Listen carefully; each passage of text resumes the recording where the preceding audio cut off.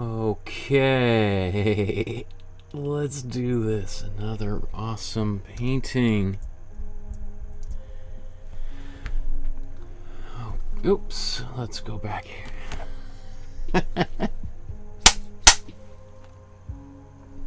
There we are. Okay, welcome to my studio. My name is Michael Markowsky, and today we are going to recreate another painting by another incredible artist, another one of my favorite artists of all time. We are going to be looking at, let me get this queued up here. Oh, I thought I had this one ready. Let's do that.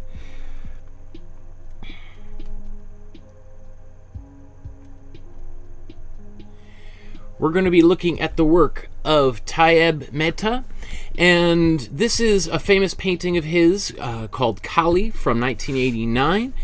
And Tyeb Mehta is probably I think he's the most successful artist in the history of India, and certainly this painting is by far the most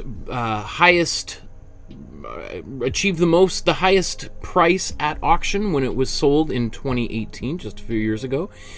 And many of his other paintings, even prior to that, set records for the highest sale price for an art by an Indian artist. And I'm a huge fan of his work. I've been a fan of his work for a while because I'm really interested in abstraction, not completely abstract art, or what is mostly known as non-objective art or non-representational art, because it does not represent anything, but in abstraction, so taking an image and then abstracting it. And I like that area right before things slip in from something recognizable, like in this case, Kali, the god of really the most powerful god, Hindu god. And we'll get into all that in a second. But I like where an image goes from like a figurative element, and then just before it flips into something totally non-recognizable.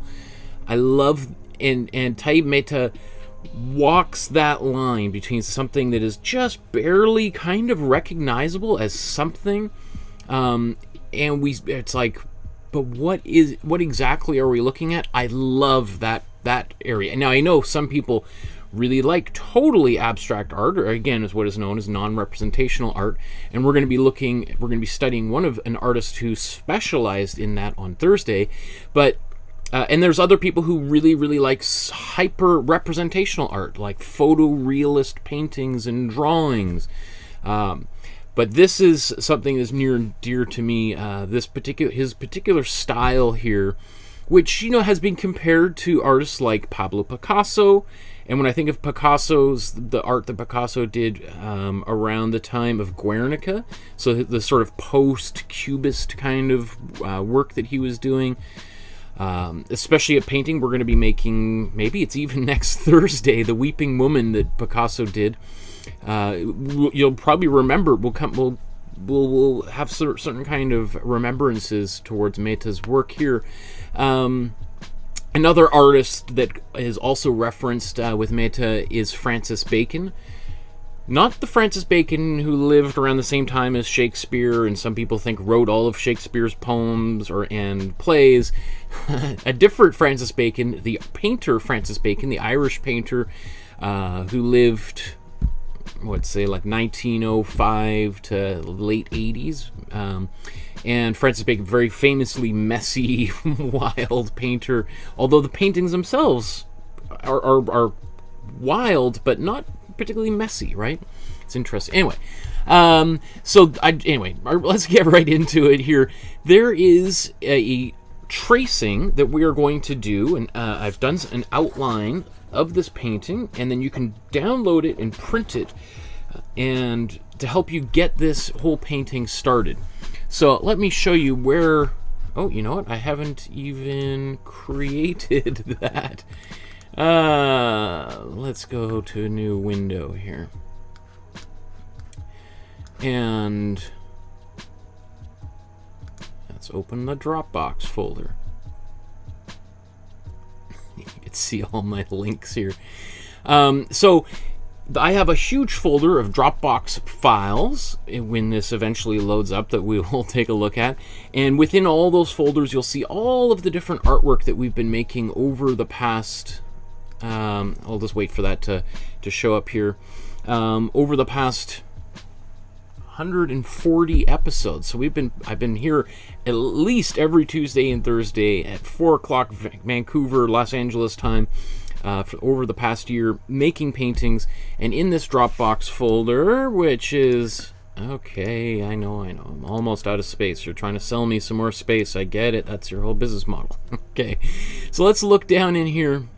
You will see all the different paintings that we've made. Gosh, who would be an artist that reminds me of Mehta's work a lot? Just going through here. He's really in a place of his own. Like when I'm looking at this, you could let me know in the comments there who an artist you think reminds you a lot of this particular work. I don't know. Especially the ones that we've covered. You know, as I said, maybe Picasso's Weeping Woman from next week that we'll look at here. But anyway, let's go into Mehta's file here. And you'll see 3 files. 2 versions of the outline, and then 1 of the original image itself. I'll also, well, I was going to say, I usually have all this queued up, ready to go, and so that's going to take some time. Oh, look, it's right there nice and quick. So I'll let you know that there's this private Facebook page just for people who are painting along with me, for you to upload your version of today's painting, or any other painting you're working on, because this weekend, I think on Sunday, I have to check the schedule and my schedule. I'm going to be taking images from the Facebook page and giving some feedback on there, and to help people make their paintings even better than they might already be. Most of the time, I'm just giving people a pat on the back, because I think most of the work people are doing is outstanding. And it's so exciting, especially people who've been painting with me for a long time. It's so exciting to see that development happen. And as a teacher, that's all you're hoping for, right? Is people to grow. And then also, that's great. I love that unicorn. And Charmaine here's been spending some time studying Matthew Wong, which is awesome, an artist we looked at recently. Anyway, well, let's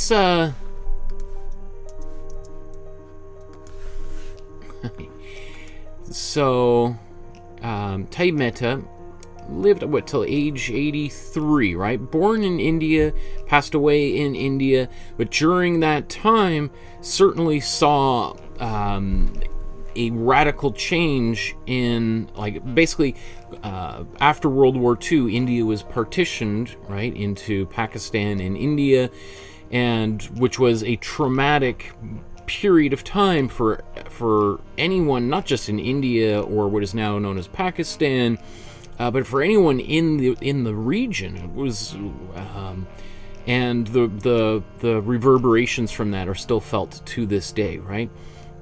So, as I said, he is certainly the most successful Indian artist of all time. Whether he's the best of all time, it's up to you to decide. We are going to be looking at 2 other Indian artists over the course of the next few days here. So you can decide for yourself because the other 2 that we're going to be looking at are also titans, who were also members of the Bombay Progressive Artist Group. Tyeb Mehta is associated with the group, but he was not one of the 6 founding members of the group, but is certainly sort of like in the same way we talk about Tom Thompson and the Group of 7, and Tom Thompson is a Canadian artist who died before the Group of 7 was created, though a lot of people, if you asked 99 people or 100 people, 199 of them would say Tom Thompson was a member of the Group of 7. He was not, didn't even exist before he died, but he is often associated with them. And I guess in a similar way you could say Tyeb Mehta is would fall in that same sort of situation, right? Well, let me see. If we just kind of quickly cover his biography, I see some people in the chat there. I'll get to that in a second. Let me see. So he was born within the Shiite community in Mumbai, or he grew up in Mumbai in the Shiite community, and so I believe he grew up Muslim. Now I don't know if that's how he lived the rest of his life, and for good reason. When we sort of talk about some of the things that he witnessed growing up, during his time growing up in India as part of the Shiite community, he witnessed a lot of violence towards his community. They were, a minority group in India, and there's a lot of Muslims that live in India, by the way, in case people are wondering. Like, I don't know, maybe 100 million, and but being a minority group within India, they, just like minorities, unfortunately, in Canada, in the United States, in England, Australia, all over the world, minorities often are the recipient of not just verbal abuse, but also physical abuse. And that, the violence that he witnessed as a child was quite transformative for him, and we see some of that type of imagery makes its way into his work. And I don't know if there's a quote somewhere here in Wikipedia, but elsewhere that I read during doing research, saying that, like, he had a very diplomatic way of putting it. And he's like, an artist must process certain images, right? And, the way I take that is seeing mangled bodies that have undergone, like decapitations, and, limbs being torn off, and bodies dragged behind cars. These are all things that he saw. We see that in his work, which we'll take a look at here in a second, where often bodies are contorted in strange ways, and there's sort of a lack of logic to the organization, the composition of some of these paintings. And when you look at them, you might think, oh, that's just weird. They look all cubist, right? But for him, he saw images that were probably not too different than what he ended up painting, which is, is super unfortunate and tragic, but also, again, just makes his paintings make a lot more sense. Anyway, he for a while worked as a film editor, and himself made a number of small films all the way up until like the early 70s. He was making short films. And I haven't read this anywhere, but just when I think of someone whose job is a film editor, and then I think of someone who's making the types of paintings that Tyeb Mehta was making, I think that's pretty interesting. He spends all of his time cutting film and assembling film, and the job of an editor is, there's a lot of power in the editor to communicate story and emotion, etc. And I think that plays a role. I haven't read anybody talking about this, but if somebody wants to write a PhD on it, I'm sure there's plenty of source material to look at. Anyway, he goes on a trip to London and New York City on a fellowship. And while he's in New York, he also, he both London and New York, he sees the work of Francis Bacon, who I've mentioned before. And Francis Bacon is known for is again a sort of like post-cubist artist. These a very strange way of in fact, let's just take a quick look at Francis Bacon.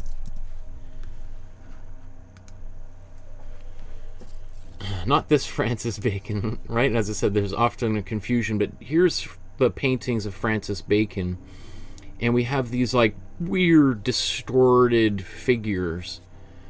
And so I think one of the things that Tyeb Mehta saw when he was away is he sees work like this. He sees this sort of avant-garde paintings, which really were probably unheard of or unseen to him in India growing up, because the Bombay school of art, which had dominated the scene at the time, was very traditional Indian art. And, you know, being a young guy or young women, right?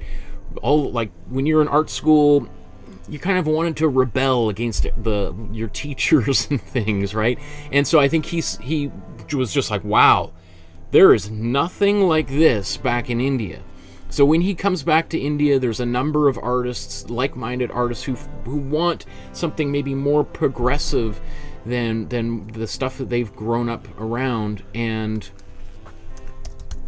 oops, he starts kind of incorporating the more abstraction into his work, which, again, if you look at this compared to, like, let's look at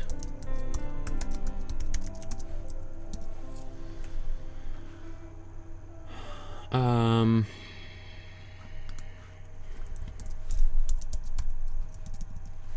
know what, let's, the Bombay Progressive Art Group here. I think there's some mention of it. Oh, the Bengal School of Art, my apologies. So yeah, the Bengal School of Art, which was the dominant form of art in India. So this is the kind of stuff that he would have seen growing up, right? And you could like, his art bears, at least on the surface, nothing from the Bengal School of Art, right? We just look at this to here, like, wow, that is quite a different way, especially when we're talking about painting some of the deities, goddesses, gods in Indian and Muslim cultures, right? It's, yeah, anyway, couldn't be any different. Let's get right into the painting, and we'll talk a little bit more about his biography as we go. So we're going to put some paint on the palette, and to make this painting, to begin with, we're going to do transfer the outline onto the canvas. I'll play a video just showing how that was done here, and so I'll talk over top of it as well. So you can see, I tape it down, and I put some of this carbon paper underneath, and then I'm going to quickly go over all of these lines really quickly, right? Boom. Right, and then you can peel it off, and I use these images again and again for, you know, playing with our daughter, and she gets to draw all over top of them. Anyway, and so let's move. Again, that's what I'm talking about. She can draw over top of this, or you could throw it in the recycling bin, or if you're unhappy with today's painting, you can just trace it again and start all over, right? Or you could give it to a friend and you could compete and say, who's going to do the better version? Not that I really think that competition really can exist in art. Interestingly enough, you know, the Olympics, the early Olympics, and I'm not talking about way back a couple thousand years ago, the Greek Olympics, but when they rebooted the Olympics, you know, in the around the late 1800s, they had like a painting and sculpture component. I don't know why that disappeared and why it hasn't come back again, but it is interesting to think of, like, somebody getting the 1924 gold medal for figurative painting or something. Anyway, which, you know, that happened. Okay, I just got to get my water 1 second.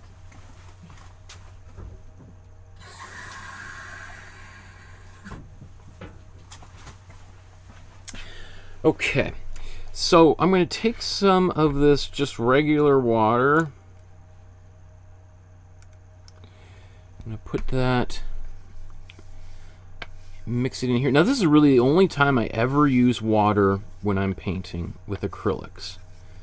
All right, if you've been painting with me for a while, you already know that, but since the vast majority of people who watch these episodes are seeing me for the very first time, hit like and subscribe. I'm somewhere within like 15 or 20 people of crossing over the 10,000 subscriber threshold, which is just kind of mind-boggling, right? Like the size of a hockey rink or a major auditorium.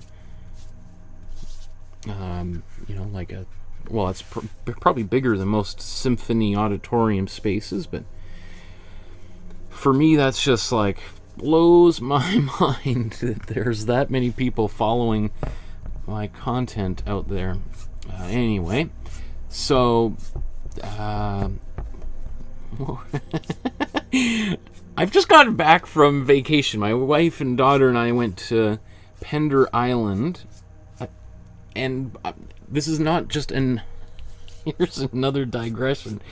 The reason why I'm saying I just got back from vacation is because I think my brain is still on vacation sitting in a hot tub.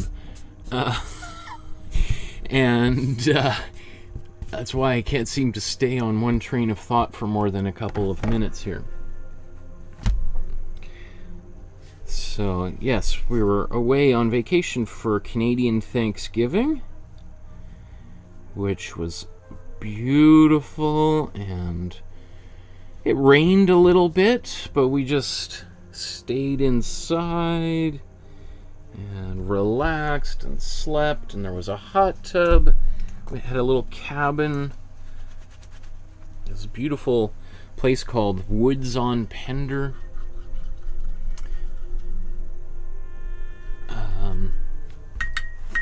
Highly recommended if you're looking, if you live in the lower mainland and you want to get away. Great place to go. Not sponsored or anything, just that's my truthful review. Okay, so what I did is I just put some of this warm yellow down onto the canvas to seal this image in, because what I want is to have this painting kind of glow a little bit. Now, I will say, for anyone who's seen this painting before in real life, I have bumped up the colors a bit. The original painting is a little bit less saturated, so let's just see if we can adjust the color. I'll just give you an idea of what this painting looks like. The saturation. The original painting looks a lot more like that, right? So, mostly because, and the reason why I've tinkered with the image is just because the original image was so poorly pixelated and everything that I had to do some Photoshop work, and I was like, you know what, let's just make it a little bit brighter just for fun, but I could see why some people would say no. Okay, come on, let's get rid of...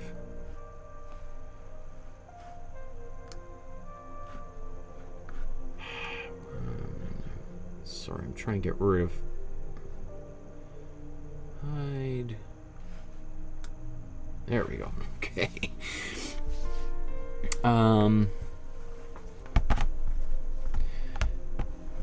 Let's move this here. It's funny being away from the studio for just a couple of days.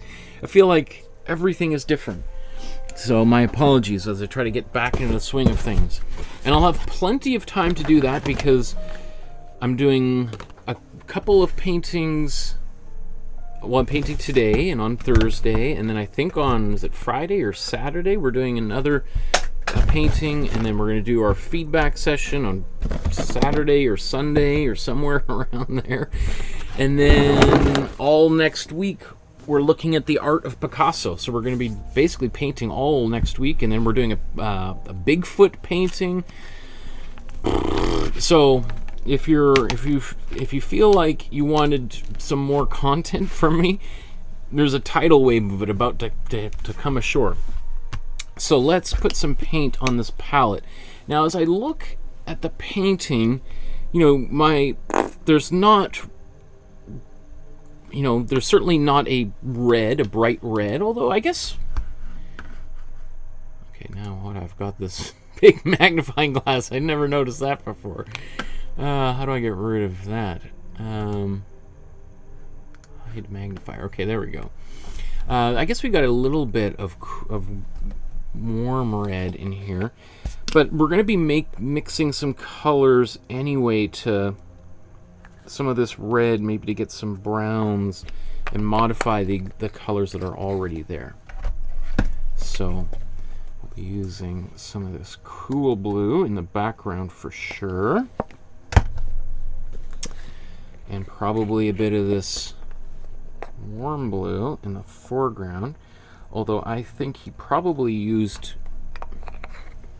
I guess that is a warmer brown. It's that one's right on the edge. That's probably more like what we would call like a cobalt blue. And cobalt blue is, sometimes people will call cobalt blue a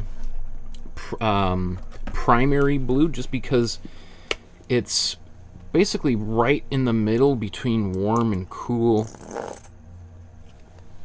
Lots of delicious sounds. Hey, oh my goodness.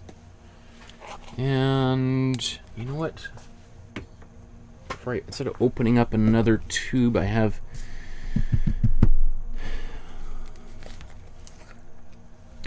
where did I put my palette knife? There we go. I'm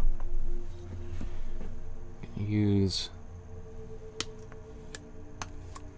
I keep meaning to do this at the beginning of every episode and forget. So sometimes necessity helps, right? Okay. So what should be the first thing that we do here? Well, I probably need to blow dry this, just because that paint is still a little bit wet. So let's do that. And I'll mute the microphone as well for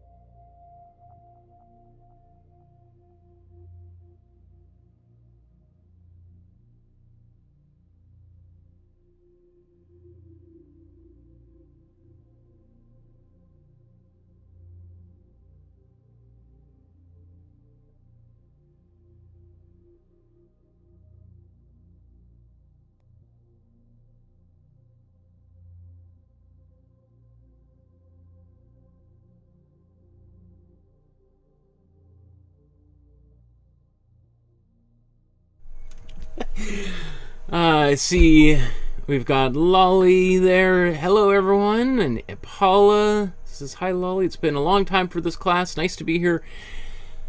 I've been spoiling you. I've been here.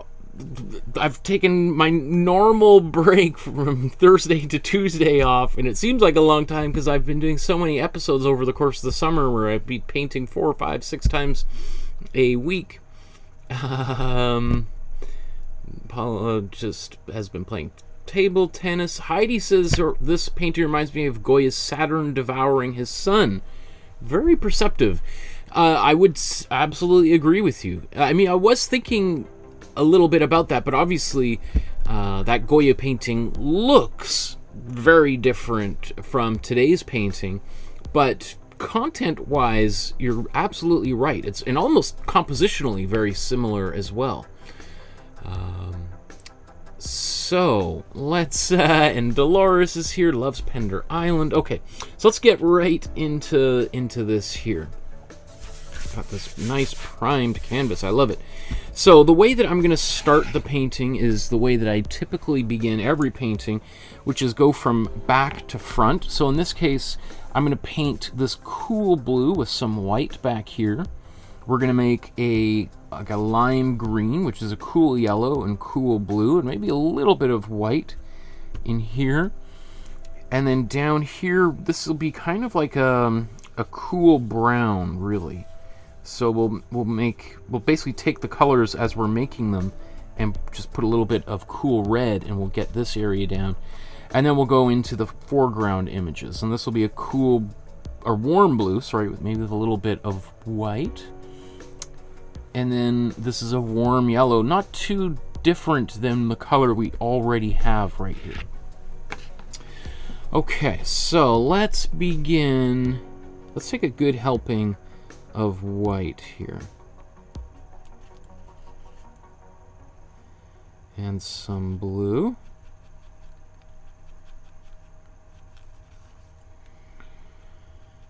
And that's not bad. Might be even, well, I was gonna say might be a little bit too, remember I'm trying to mix this color right here. Might be a little on the darker side. So let's just take some more white. Probably have to do 2 coats of this anyway. And that yellow that we're about to paint over is going to influence how this color looks, so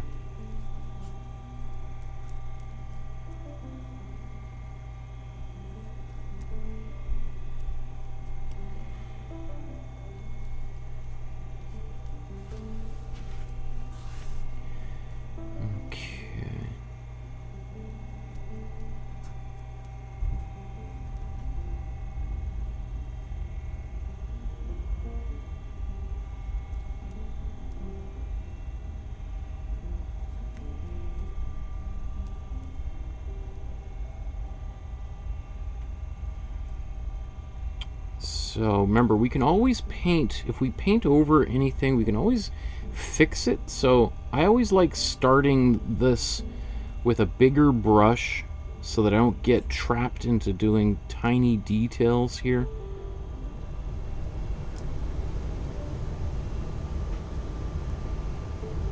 That's pretty good. I mean, I think we're almost bang on with the color, right? So,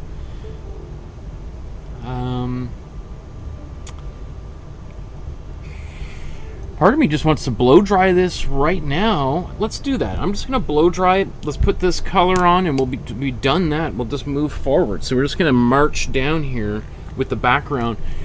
The colors that Tyeb Mehta uses in his work, he's also very famous for these kind of flat colors, right? Especially in the background, and these diagonal lines.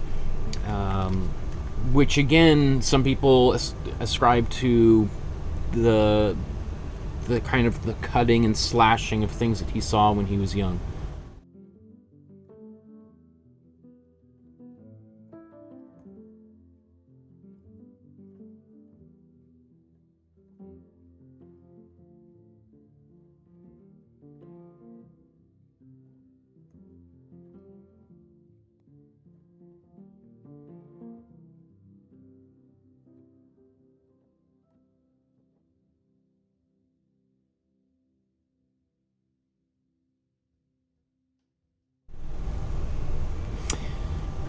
Okay.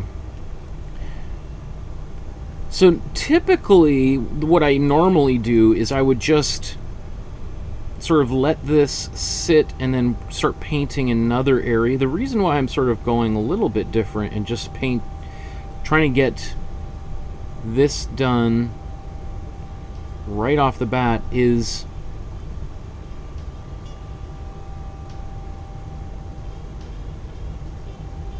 partly because I got the color kind of right off, and I'm like, well, we got this. Let's just throw it in here. But I guess it's because this painting, at least on the outset, the shapes, the composition is not too complex. So it's sort of like, you know what? I think we can just tackle this right now. Often I'll leave this to dry and work on something else because I got a lot to do. Here, I think the majority of what is going to occupy our time today is going to be some details like in the hands and stuff. Now, one of the things that's happened because I was impatient and trying to get this done quickly is some of this paint wasn't quite dry, like up here. Now I'm kind of... See, it always happens to me. Every time I think I'm going to outsmart the painting and go cut a corner, it punishes me. And you can't really see it on camera, but there's a few little smudges that happened where some of the... It's like a cake, and the top frosting was dry, but underneath was still kind of wet. And by moving, I kind of just squished that whole top part off and revealed the wet part underneath. Anyway, again, follow my lead at your caution, right? So let's move on to the next part here. Let's go down to this green down here. So this green, and I'm just going to mix it right in here. I'm going to take some of this cool yellow and a lot of cool blue and just mix this in. Now, of course, if I get a little bit, I'm just going to mix this blue that was in there right in there. And of course, now it's going to turn it a lot more white. I don't mind that. But I'm probably going to mix this color twice because I got a lot of space to cover.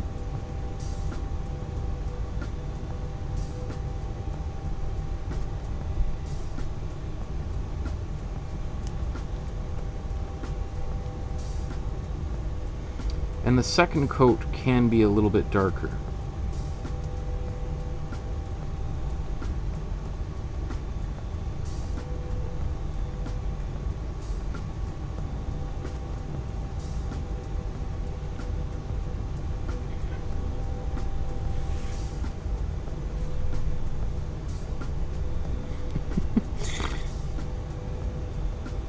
Just painting right over.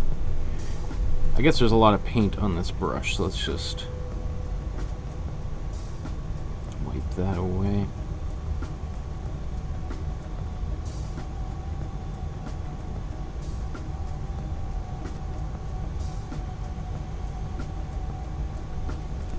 It is interesting, you know, like Heidi mentioning the similarity between this painting and Saturn Devouring His Sons by Goya, in that, you know, both of these paintings kind of feature a god that is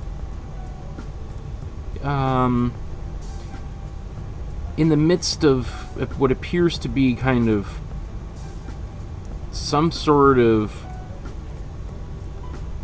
like powerful, rage-filled kind of action here. And although Kali and Saturn are very different, you know, Saturn, you know, like all Greek gods, is extremely flawed and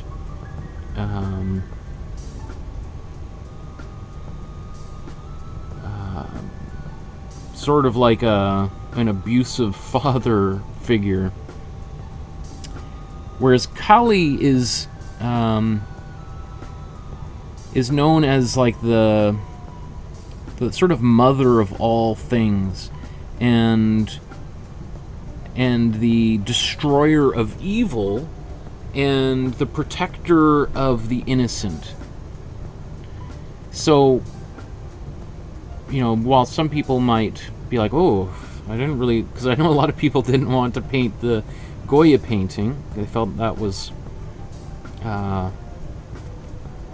too violent. This one is sort of the opposite. Rather than Saturn just sort of eating his children, here is Kali defending the world from the evil. Like, in some alternate universe, you probably would have Kali and Saturn going head-to-head fighting, right? Because she is like a positive god, versus Saturn being well, at best, sort of like a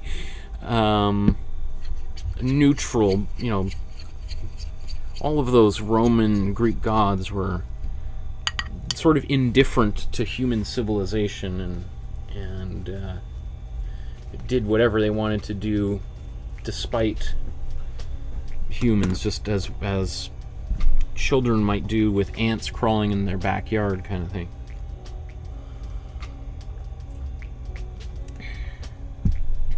So, you know what? With this color, let's mix a brown out of this that we're going to use down here. And can I make this work? Probably. Well, let's see. I'm just thinking because there's. Let's take some of this. Take some cool red, my apology. So in this color I've got cool red, cool blue, and cool yellow, and you can see that it's gone a bit kind of gray, which is not surprising. I'm not surprised by that at all, but let's get a little bit more blue. I think it's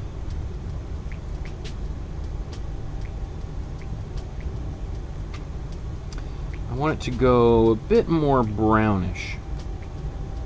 So let's put some more yellow and red in here.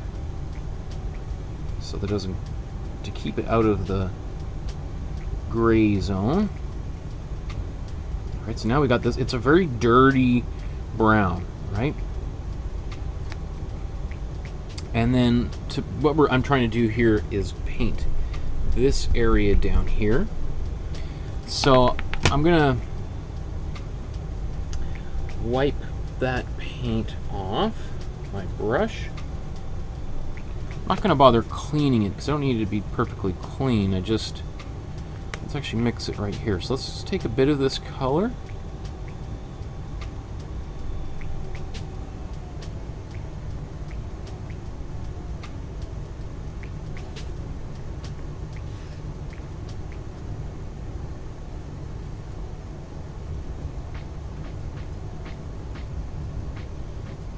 Getting close. I think it needs a little bit more yellow in there. We need a lot more white, so I'm just going to squeeze a bunch more white.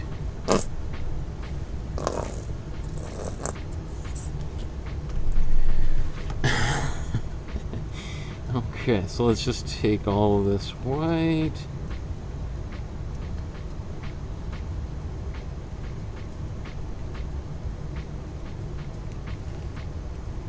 In fact, let's mix it down here, right into all of this.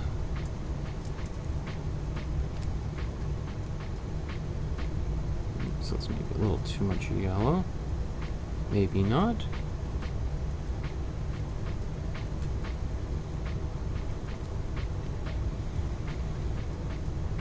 Okay, I think that's pretty good. Again, we might need to do a couple coats, so we'll just see. Yeah, it's a little bit more on the grayish side than I'd hoped, but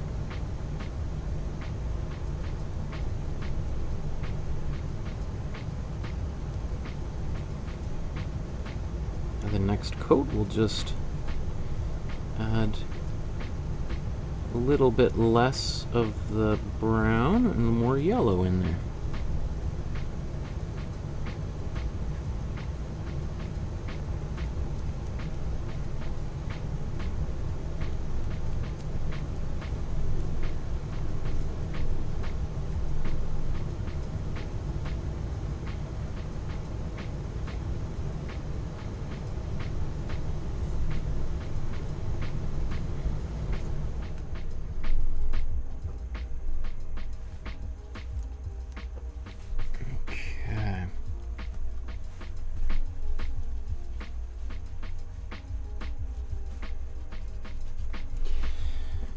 So, oh, I just realized there's a little bit of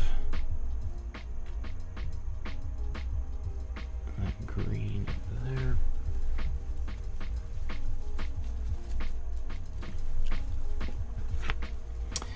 So So let's just mix this same color again. Let's take this blue and green.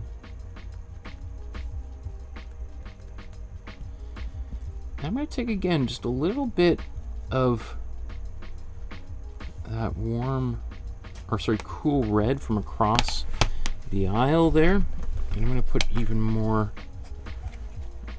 cool blue in here. So I'm adding a second coat to what we have here.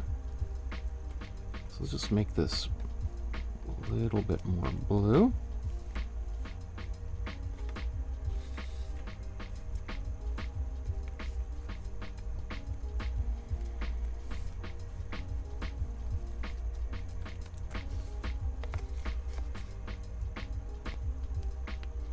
Obviously very different than the first color I mixed.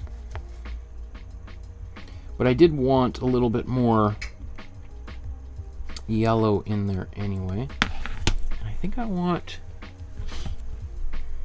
just looking at that,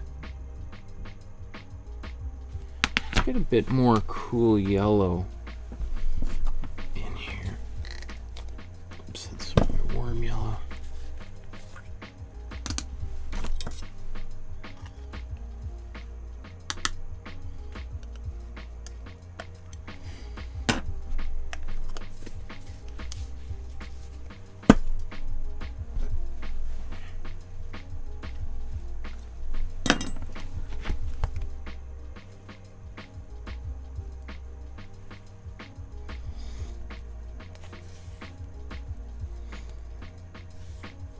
Okay, I like that. Beautiful color.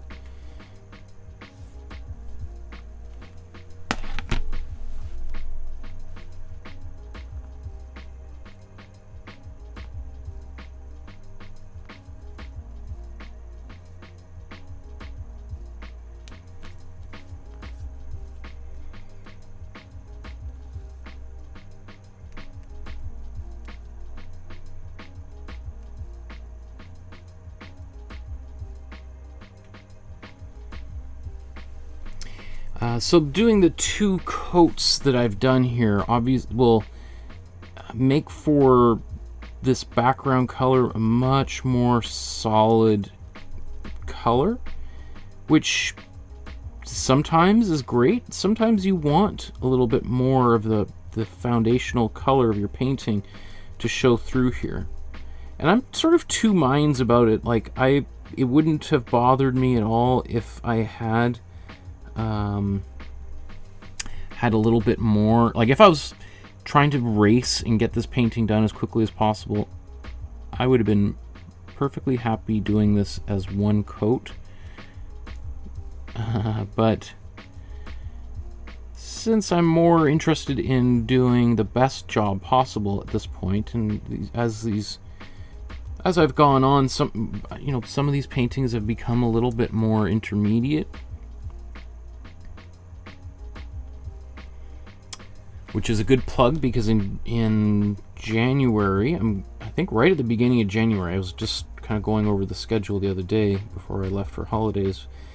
I'm gonna reboot the entire intro to painting, at least the first like 4 or 5 episodes.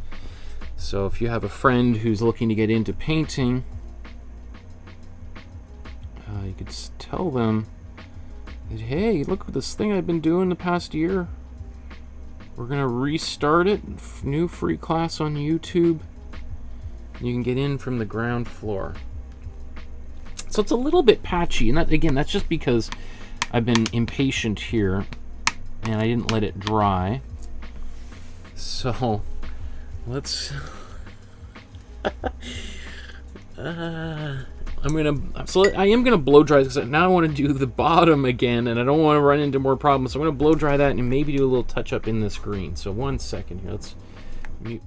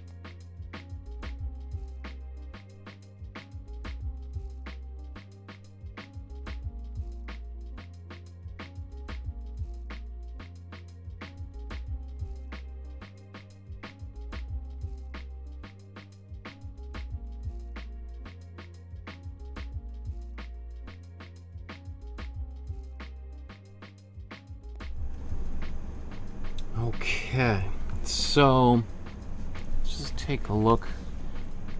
I wish this was... I think I might even go back and add more yellow into this and make it just... Because this color is actually a little bit more of a warm green. The one that he's using, or at least the one as I've improved the saturation, I think that's actually a lot closer to the original, what I've got here. Anyway, let's take this color. I'm going to add significantly more yellow to it.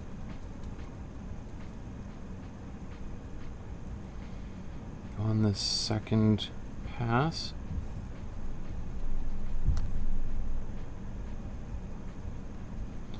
More cool yellow.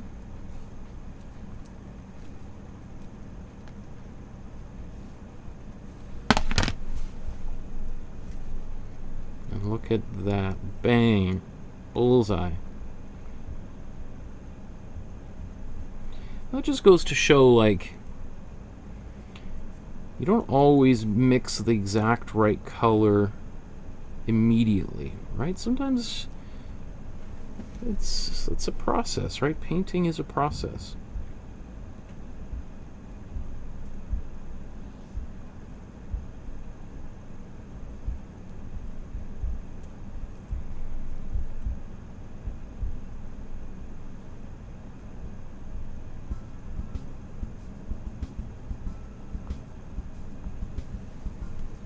Or at least it's pretty close to a bullseye. It does look a little bit more green, and that might just be because there's a bit of green on my paintbrush.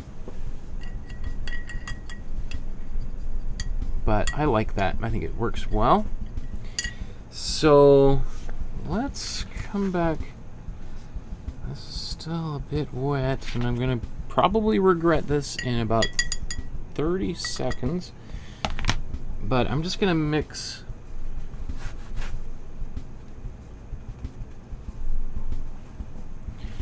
more yellow into this green.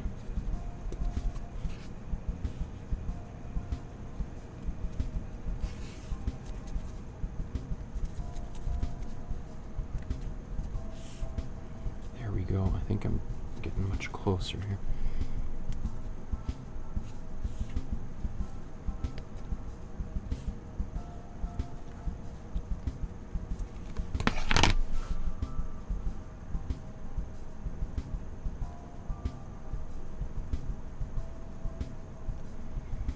Anyway, the other reason why I usually do multiple layers before is because I'm probably going to regret this in a few minutes as I get closer, is being like, oh, well, the color looked great at this stage of the painting, but as I got closer to being finished, I realized, oh, you know what, it should be a different color. So I'm just totally out of sorts, but that's okay.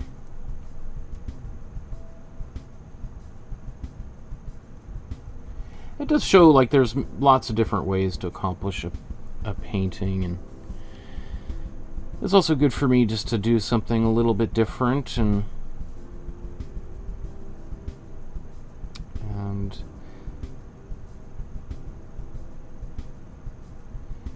it kind of helps me see what works in my process. And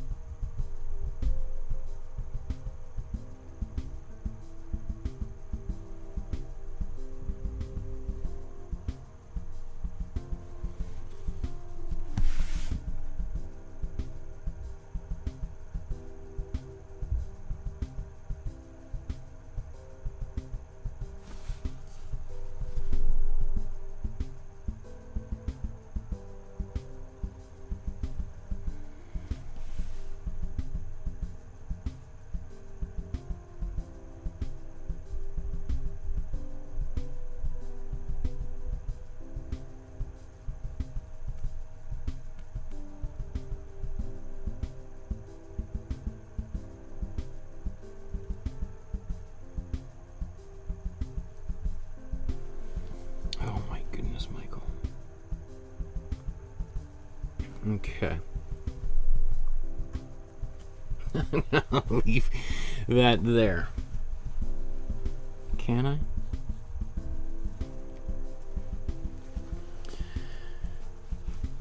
Oh, and then this little fella right up here.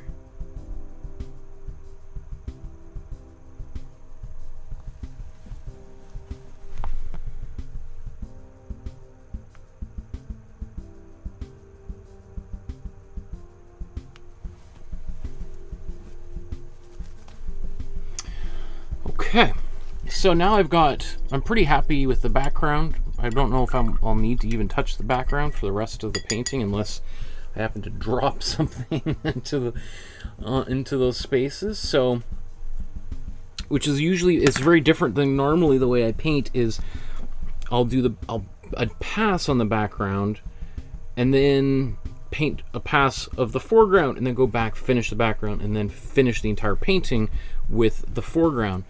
So it's fun to kind of do it a little bit differently. And as I'm doing it, I'm like, oh yeah, okay, that's why I've been doing that process, doing it this way, or not this way, but the way, like doing it kind of twice. Why that works so well is I can also judge how these colors relate to one another and then change it if I need to or want to. I might not want to.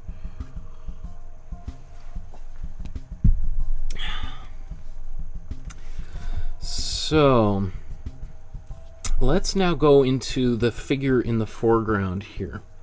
And I think I'll probably start with this figure first and then work my way towards Kali in the center here.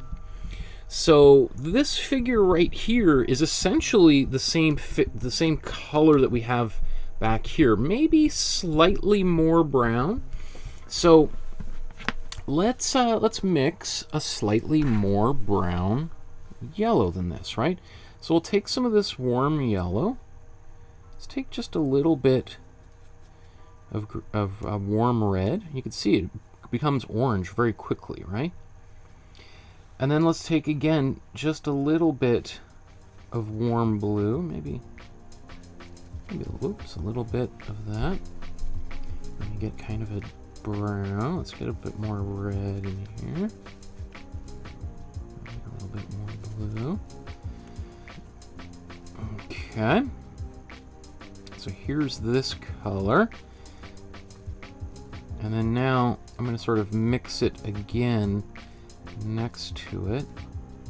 Now I am thinking of adding a bit of white in here actually, because to cover up some of the lines that went over top of it. So I'm just going to put that white in there.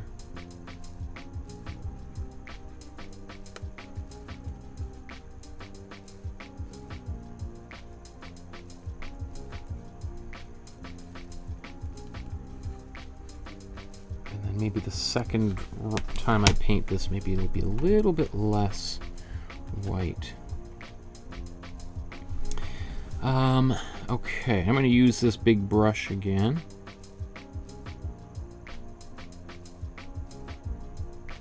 Which means I'm going to lose a bunch of the details in here.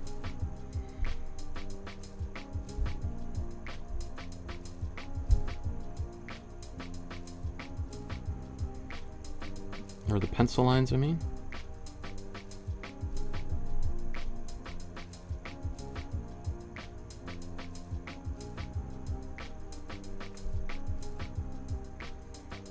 I'm going to paint right up to here.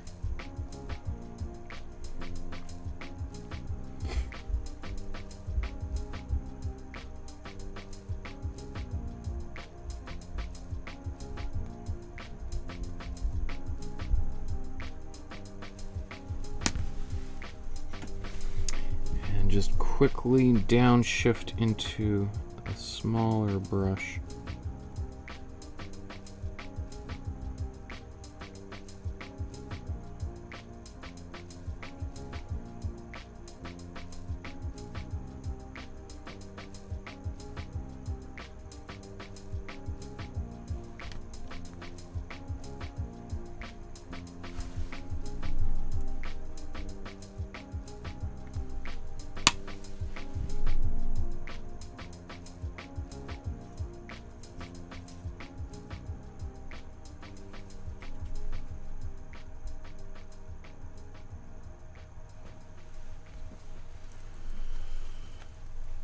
Okay.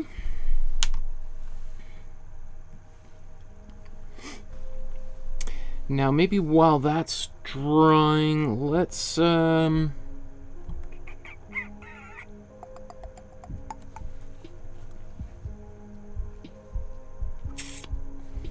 we do the white hand or the blue first?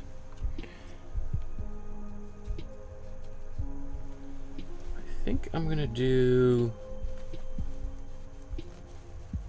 this white hand. So let me just take some of this white and allow it to get a little dirty here.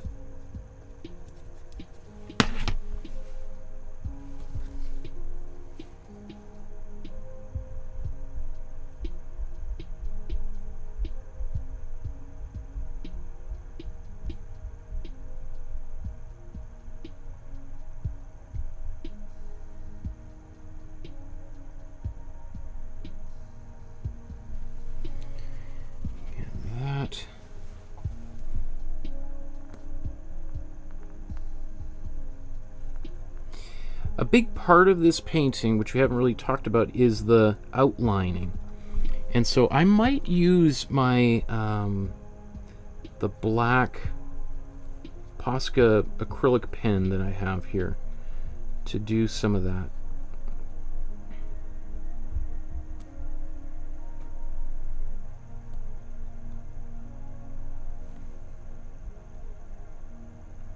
Which I think would look awesome. So I think, yeah, let's do that.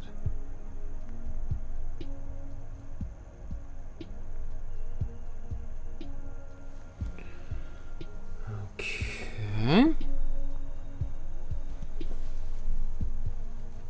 And actually, you know, while I got a bit of this white on my brush, let's take a bit of, let me see, I gotta get a bit more white. I'm gonna mix some warm red in here.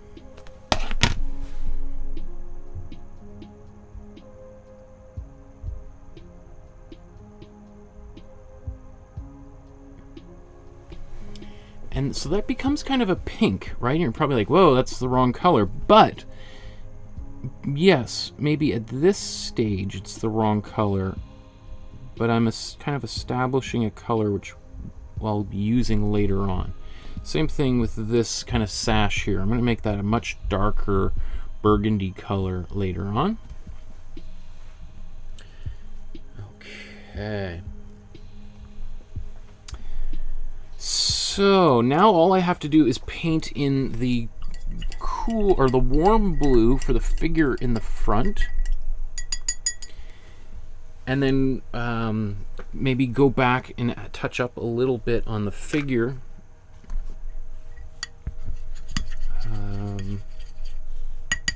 So I'm really happy with where I am time-wise.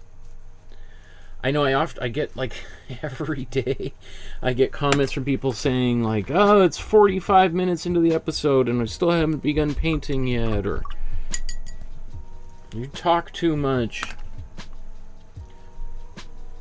And I just say, well, you know, there is, if you're watching the video after it's aired, you can just skip forward. You don't have to listen to everything I say. Personally, I find it, I like beginning the painting by immersing myself a little bit in the biography of the artist, learning a little bit about who they are, and for me it's like I'm getting into their mind a little bit. Like, what, it's like I'm not just painting by numbers here. At least I'd like to think I'm not. I want to think of, like, how did they make this painting? Beyond just, like, what are the brushstrokes they did, but, like, what is the life, their experience they brought towards the creation of this painting? Because it's not like, you know, I often hear, like, when people say, like, how long did it take to make this painting? Well, it took me 47 years or something. 47 years? Yeah, I'm 47 years old this Friday. I'm not 47, but, or 65 or 23 or however old someone is, because it takes, every painting is the accumulation of experiences and training and mistakes and successes that an artist has. So let's do the the cool or warm blue here. So again, I'm going to use a bunch of white. And wow, I'm really spreading myself all over this palette today, aren't I? So let's do that right over here. Let's take a good helping of the warm blue. So I know this is going to be a little bit of a different color than he used. So in fact, like if I show you this, this is what happens when I add the warm blue with some white.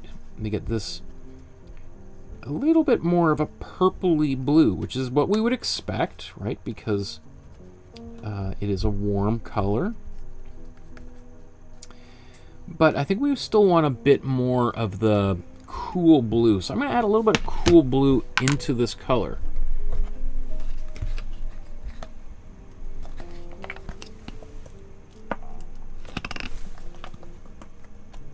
Oh, that was way too much.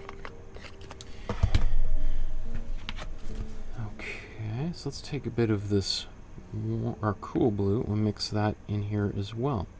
So now we've got both warm and cool blues in here, which you can do, right? It's not like you have to just use one blue or the other. In fact, I'm going to put a little bit more warm blue back in here. I think I'm going to use most of this white just so that if I need to paint it again, I've got a pretty good mix. A bit more cool blue. Let's take a bit more.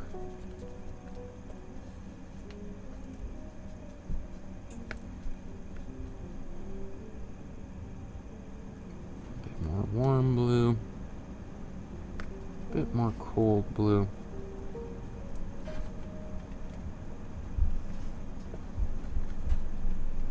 That's pretty good. I think I'll paint it like with this, like this, and I'm expecting to possibly, yeah, I'm gonna have to do another coat anyway, just because it's not gonna be opaque enough.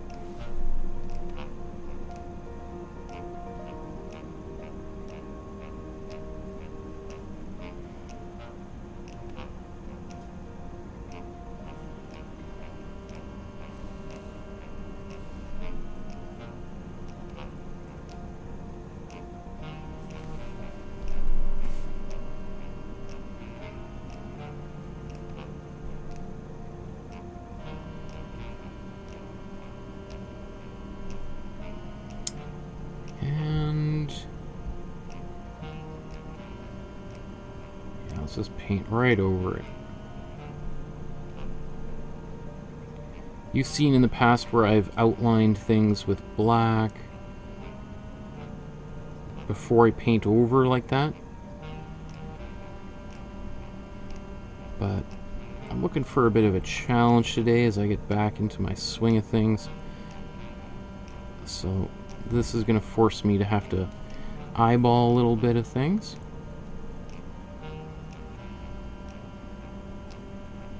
Which I don't mind doing. I think it's sometimes really fun to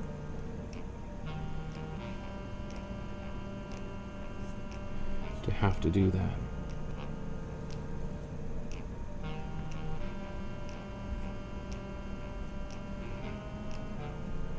This is going to mean there's probably going to be some distortion that happens, and I might get it wrong, quote unquote. Does that bother me? Not really.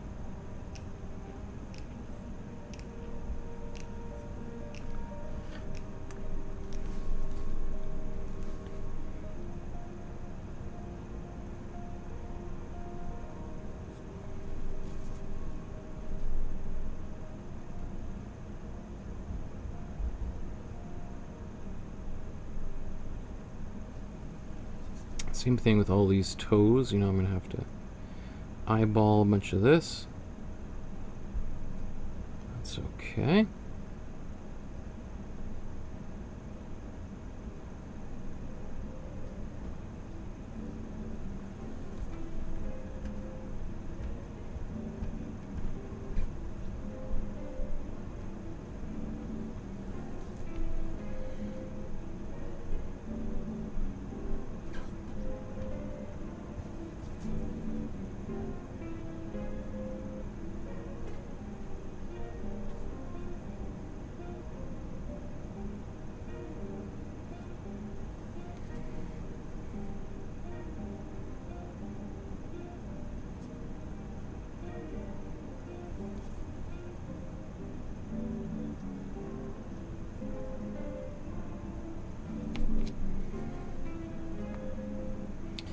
So, you know, this color I've painted there is not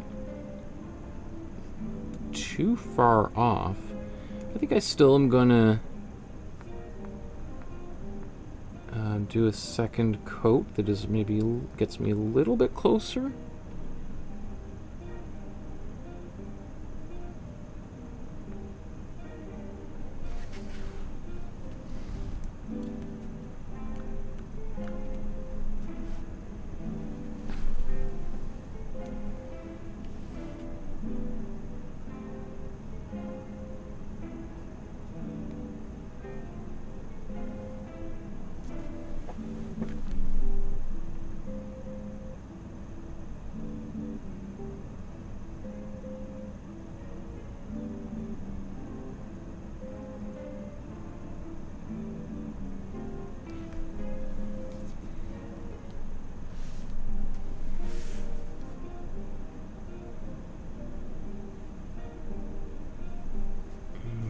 Okay.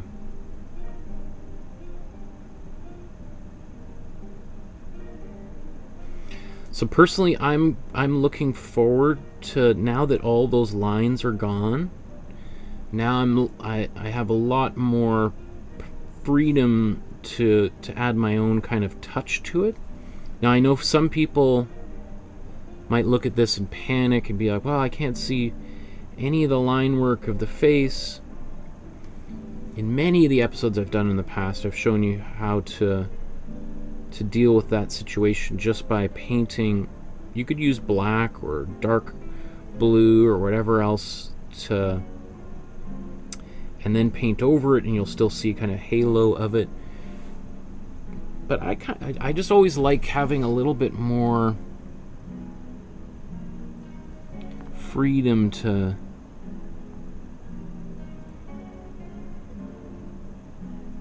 play a little bit. Okay. So I think I'm going to come back to this figure over here. And I don't know, maybe I am, yeah, I'm going to add a little bit more color back into that. I was going to say maybe I'm happy with it, but why not take an extra second just to touch that up? Okay.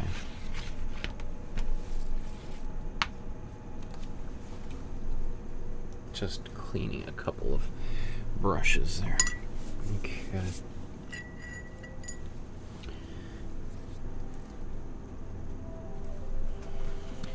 So let's get a little bit more white on here.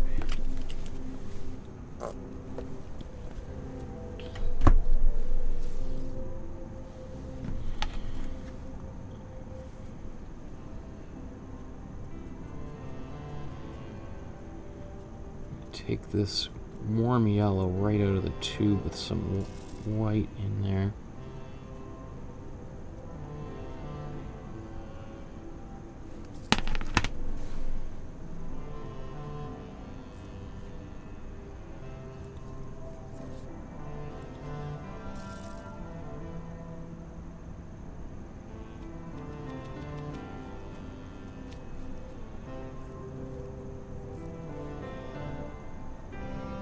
That's a little bit closer, hey?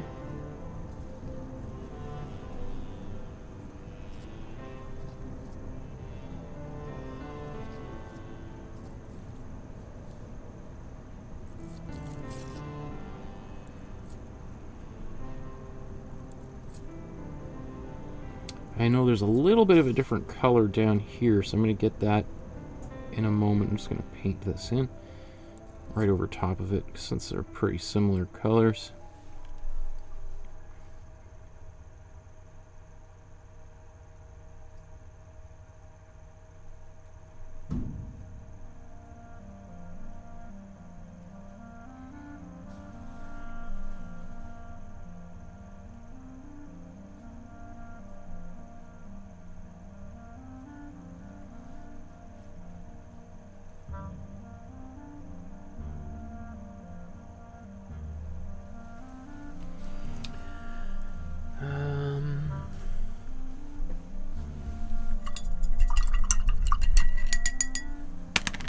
I think while I'm right here, I might just take a bit of the green that was left over, that I still have a little bit of.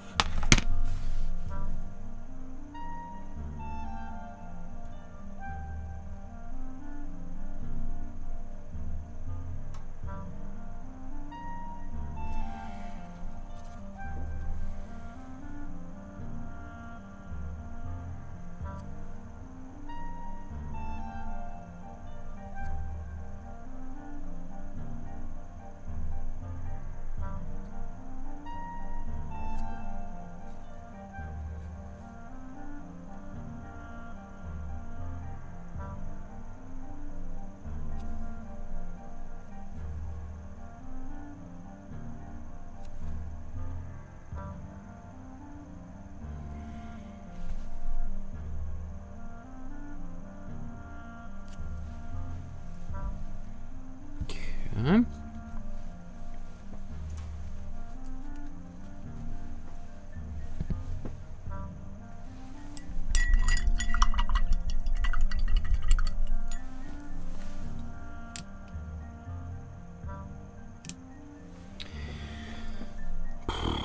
I think I'll do...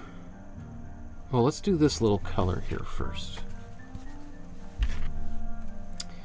So let's take this color, let's just basically make a brown, warm yellow, warm red, and warm blue.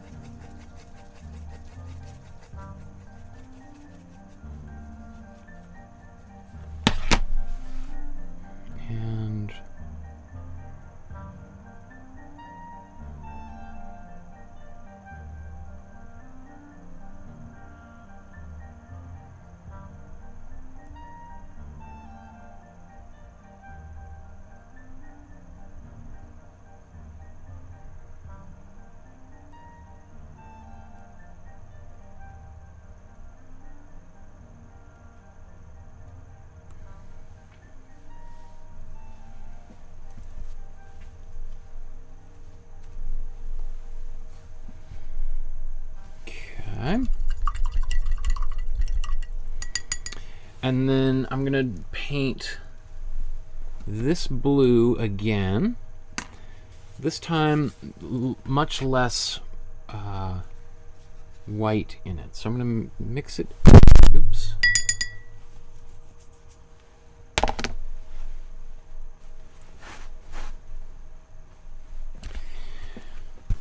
Okay.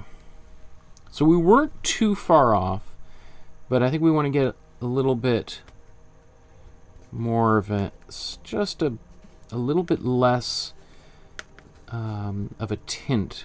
A tint is when we add white to a color, right? So we just want something that's got a little bit more saturation.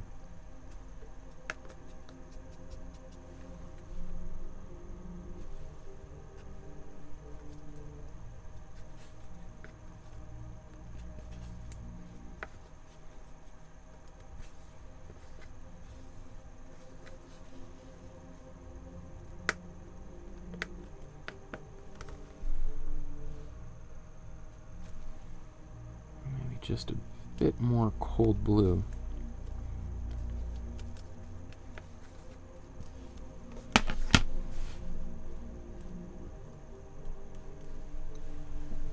I think that's really good. Okay, so I'm just going to go to a smaller brush.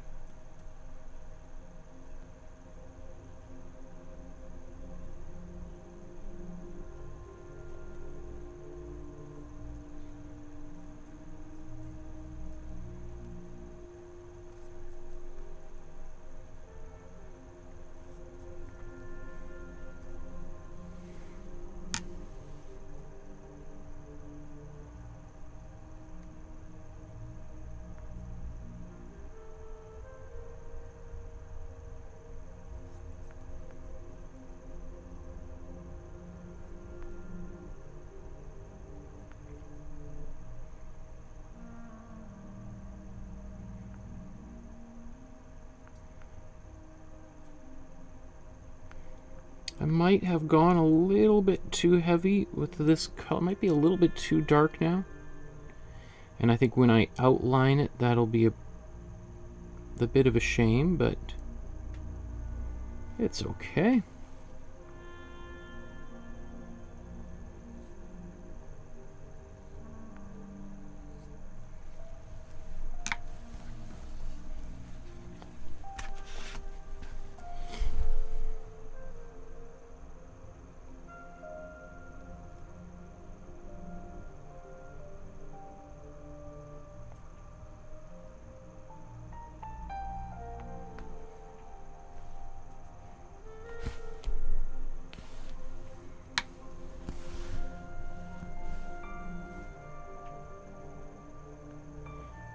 So this hand, I'm probably going to go back over.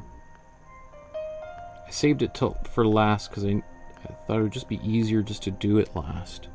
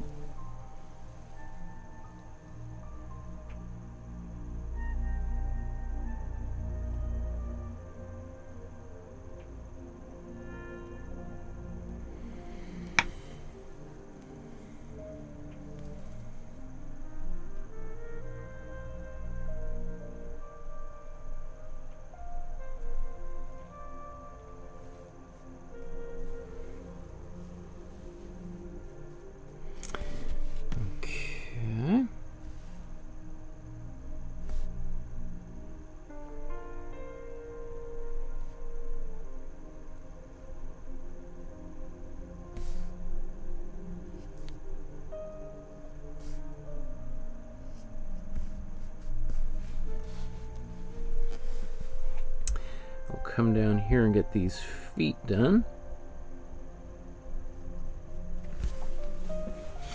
And I'm anticipating, you know, depending on how well the outlining goes, that I should be done probably within about 30 minutes or so. 30 to 45 minutes. Now, it might take me longer depending on if I goof a bit at some point, but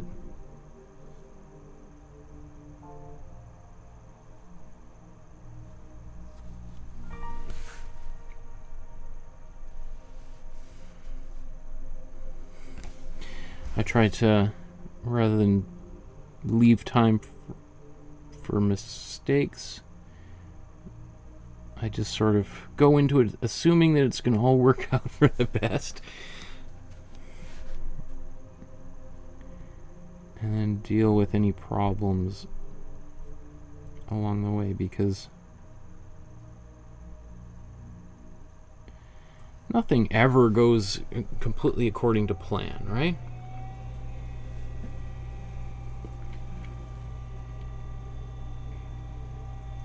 And wouldn't it be a bummer if everything went according to plan? That's like the dream of robots. Robots dream of things going exactly according to plan. Robots and military strategists. I think artists think of the opposite and dream of everything going completely differently than expected. As a good thing.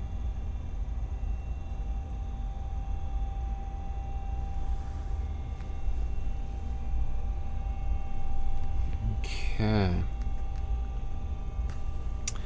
So, I'm happy with that color. Again, maybe it's a tad bit darker than I wanted, but you know, it was a little bit too light, and now it's a little bit too dark. So I'm going to paint the white shapes in again.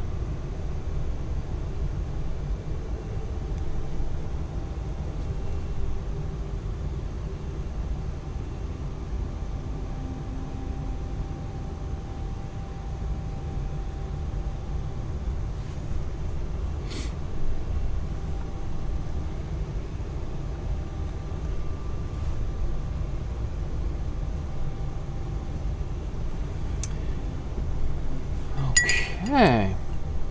Just trucking right along here on this one.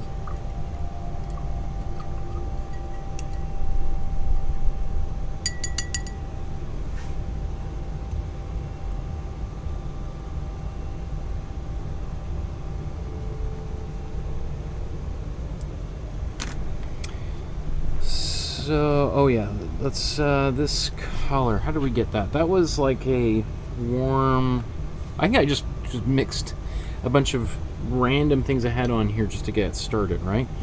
So let's do a sort of a better version of it. Let's take some white. Let's put it right here. There's a little bit of, I'm just going to put a bit of warm yellow in it anyway, just to...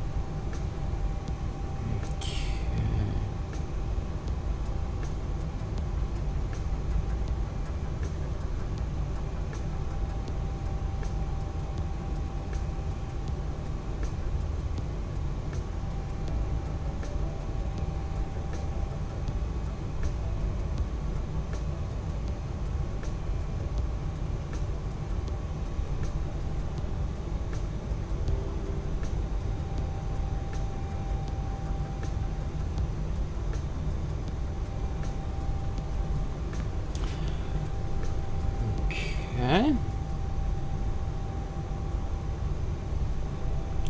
So we come down to this.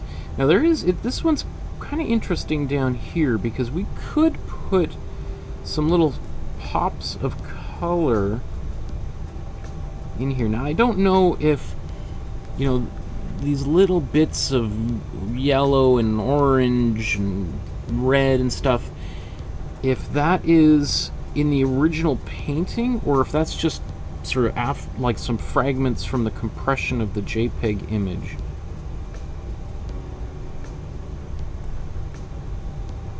I really don't know.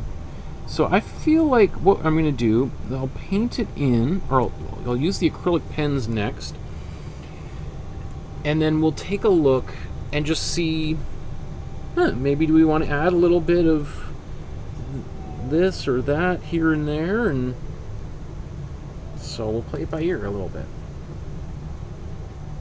Oh, I got a little bit of red left to do, don't I? I got a burgundy that I want to put in.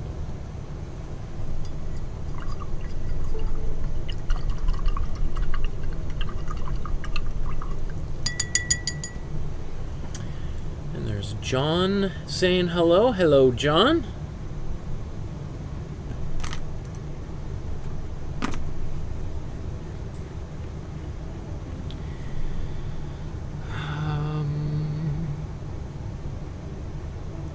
You know what, just before I move on,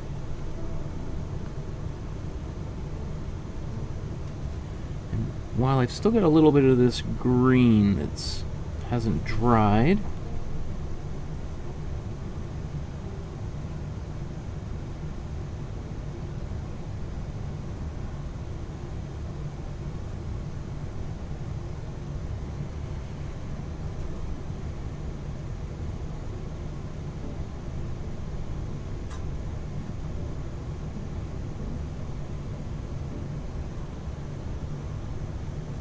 just touching up a few little areas here. Now, that might be... We'll wait till it dries. Sometimes the things you do to fix a mistake make matters worse, right? So often, some of the best advice to do is just to leave it, right? Because what you might see to be a problem, no one else is even remotely aware of. They're just like, really? Huh, that's a problem. Okay, sure, I guess. Yeah, I mean, I wouldn't have noticed it unless you pointed it out, but I guess, sure. So I'm going to paint this sachet here. I'm going to make a purple. And I think I'm going to make it just a little bit darker, a little bit more magenta burgundy by having a little bit more of the cool red in that color. Okay. Let's go to a smaller brush for this.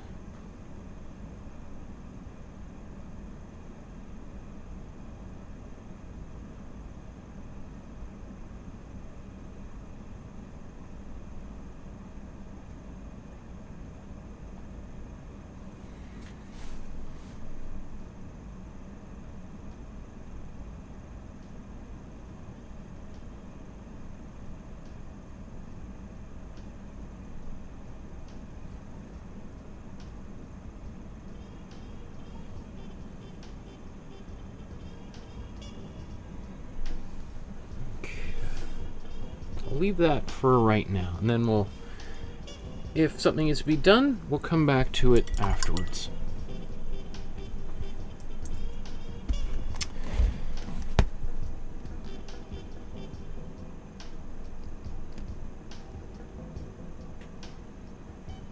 Cool. I'm actually really happy with the way this has turned out so far. So I'm going to blow dry this, because what I want to do next is, have I put them away?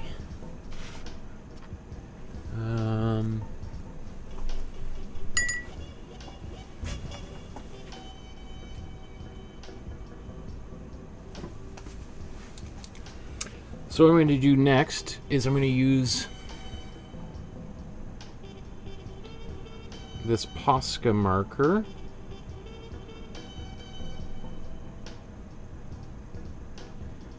And this is I think the smallest point tip that they make. You can see it's very small, like compared to my fingernail. It's very, very tiny. So I'm going to blow dry this, shake up the pen really good, and then start outlining it, and I think you'll see the painting just completely transform from what we have right here into a finished painting. So I'm going to mute the microphone real quick.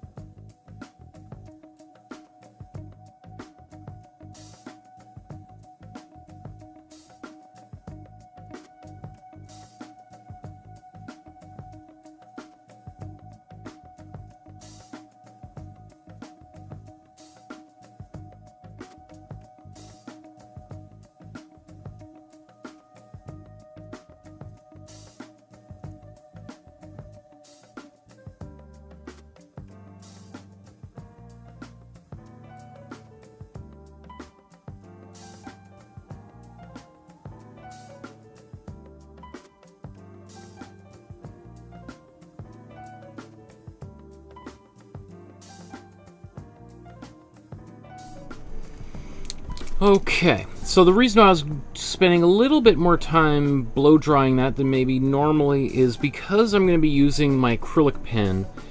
I really want my acrylic on the canvas to be as dry as humanly possible before I use the pen, right? Because otherwise I might end up just scratching into the surface, popping through maybe a dried top layer into some wet paint beneath it, and then that paint will get on my acrylic pen and could gum it up and just end up ruining the pen. And it's also going to be a lot easier if there is sort of uneven areas. If it's all dry, I can just sort of draw over top of those bumps. If it's wet, instead of going over top, the pen will just go right through.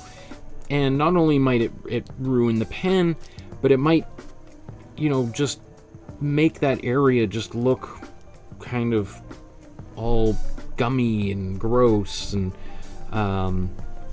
so similar, like, yeah, it's just the best you can do is just let it dry. Like, ideally I would just let this dry overnight and then come back and add this finishing touch afterwards, but I don't have the benefit of doing that here, so I am going to do this all at once right here. So let's get this out and just test it. Look at that. I love these pens. What a game changer. So, man, if I had one of these things 20 years ago, the paintings I would have made. What a different, like, it's so interesting how artists' tools have the influence they have had on the kind of art that artists have made, right? Think about, we haven't had paint in tubes. We've only had this for like 150 years, maybe. Prior to that, all artists had to mix their own paint individually, and artists had different ways of mixing paint and different things they would put into the paint, right? And like the example I give all the time is Leonardo da Vinci making The Last Supper.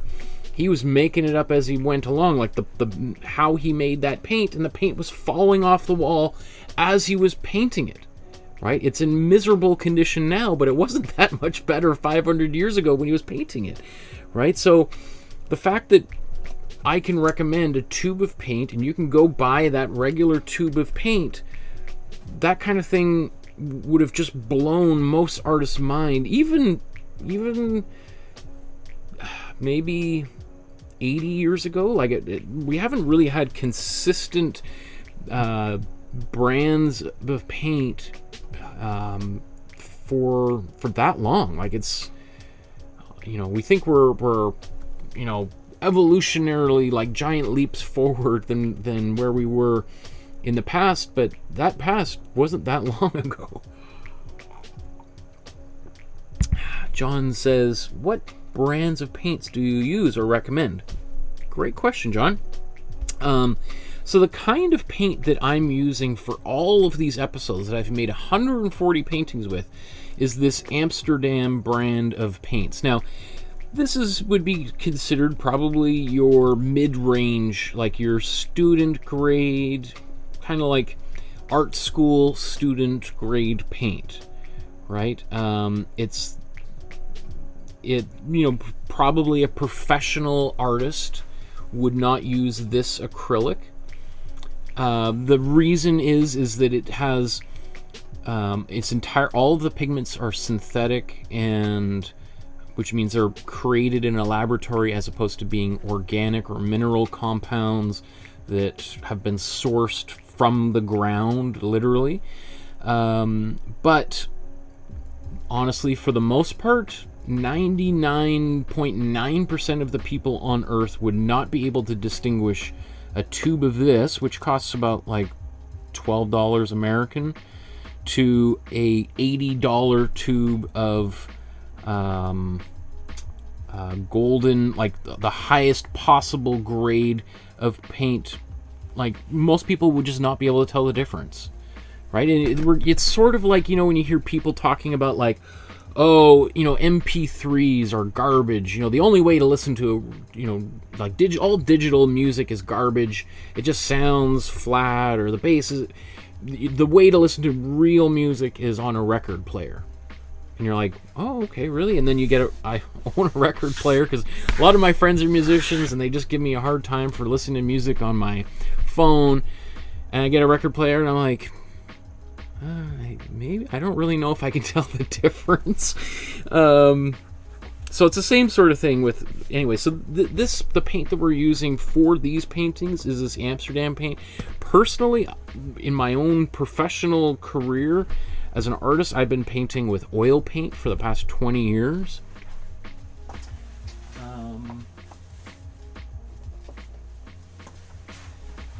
And as an oil painter, the paint that I use is this Gamblin brand of paint. I love Gamblin. They're awesome. I've been to the factory in Portland, Oregon. Great paint. Yeah, I really believe in them as a company. So, and I've been using them to paint as an oil painter for 20 years. So there are lots of other brands of...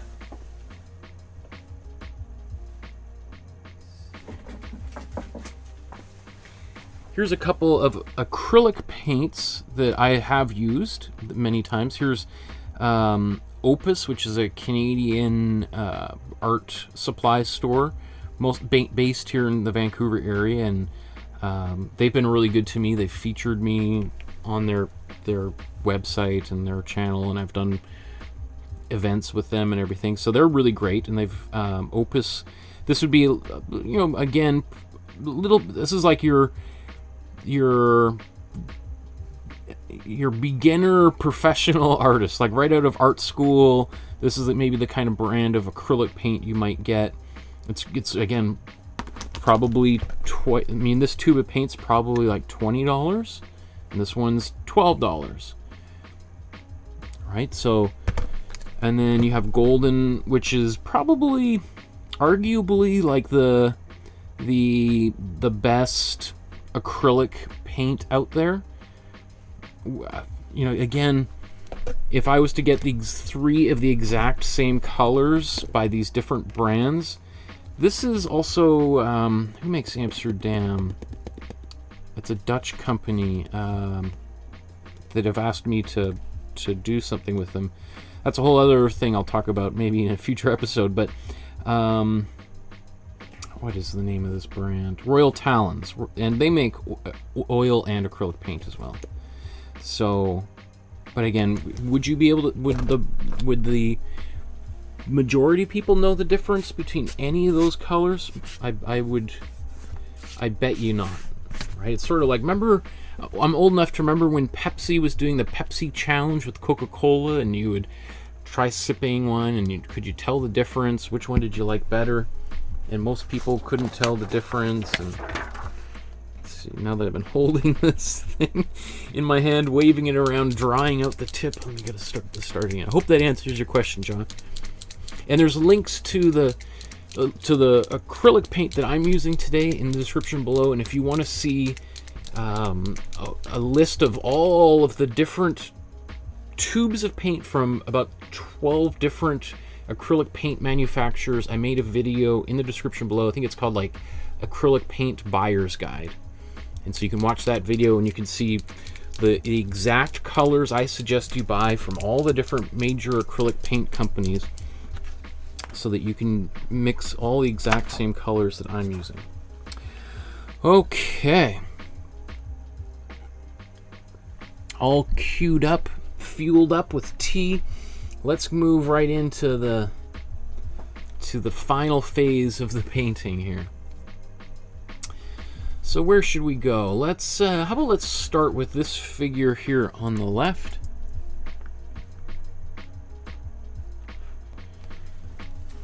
Okay. Maybe let's go even further in.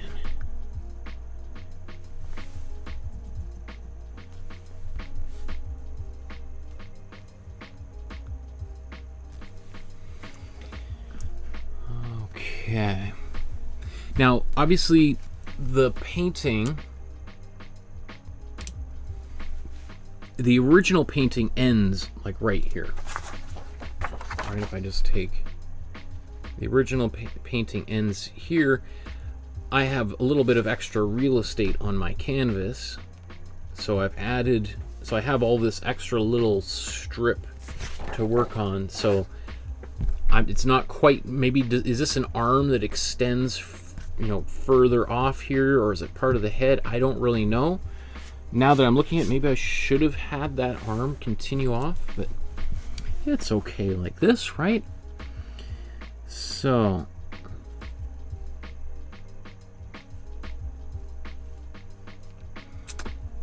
let's do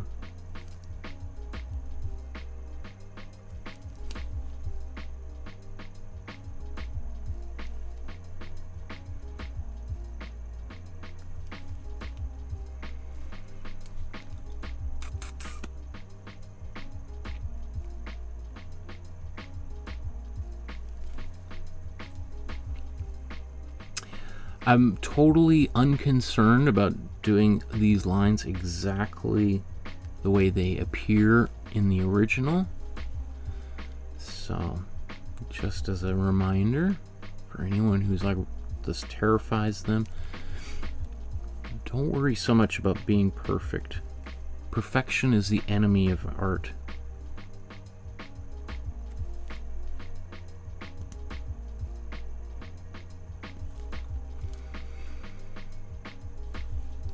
So I'm going to get this whole kind of the outline in before I start doing details.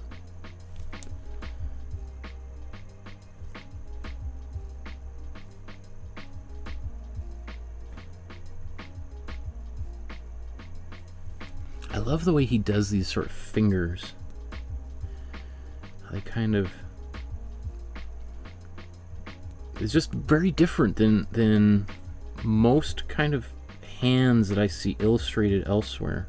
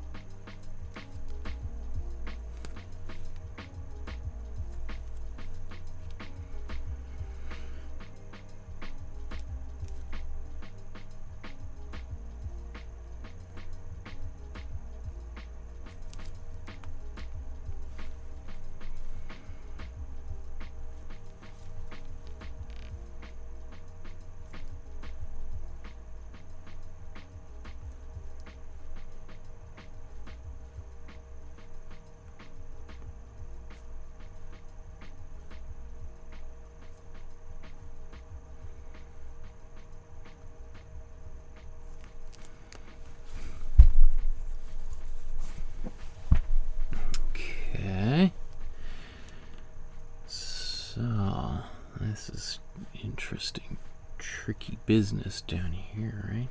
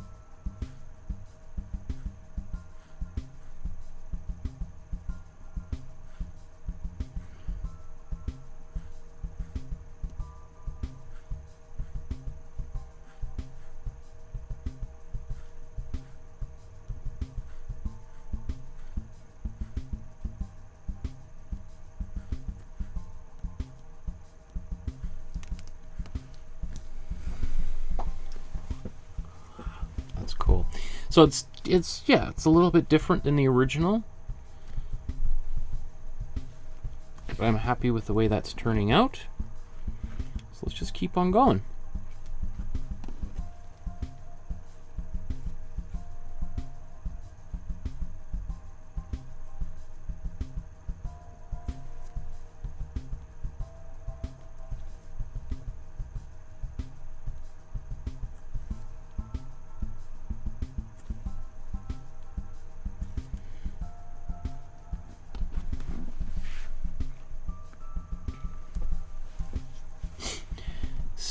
So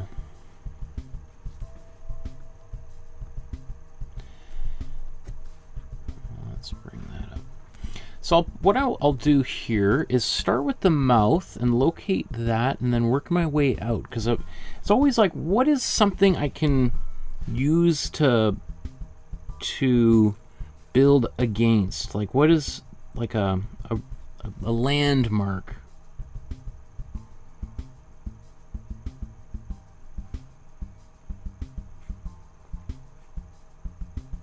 I was going to paint more red in there, darker red. So I think I'll just keep that like that, and I might go back here and adjust more on there later.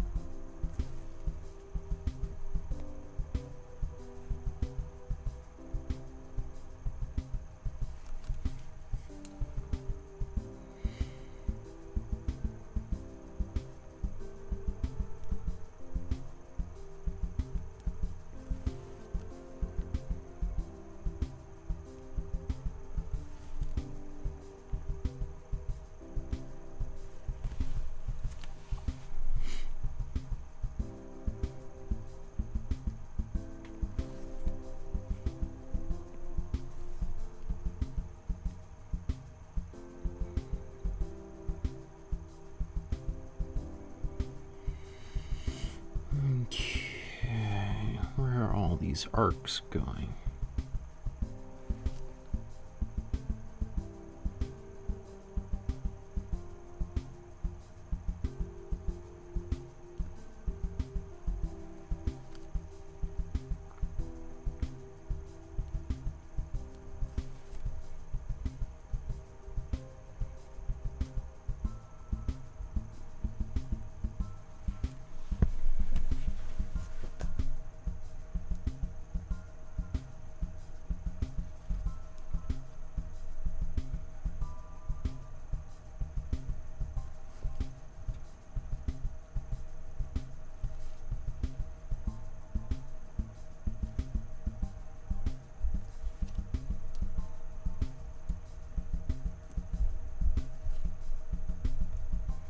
So yeah, I'm kind of playing pretty fast and loose with the way that these lines were originally done in here.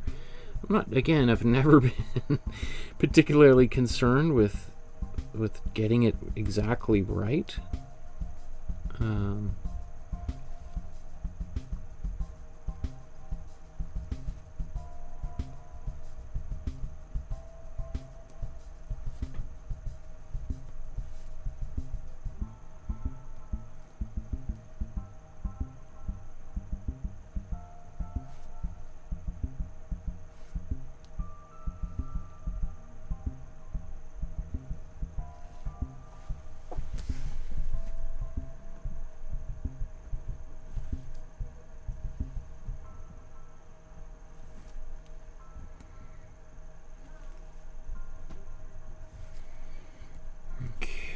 let's just continue on here.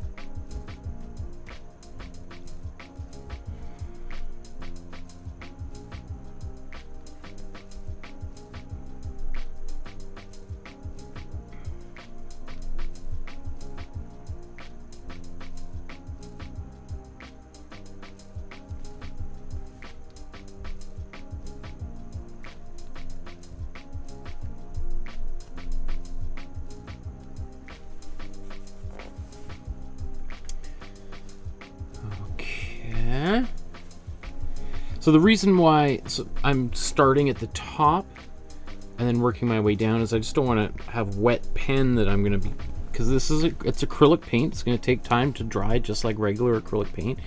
It does dry a little bit faster than regular acrylic paint, but because it's probably also because it's quite thin. But it doesn't hurt just to kind of be a little bit cautious.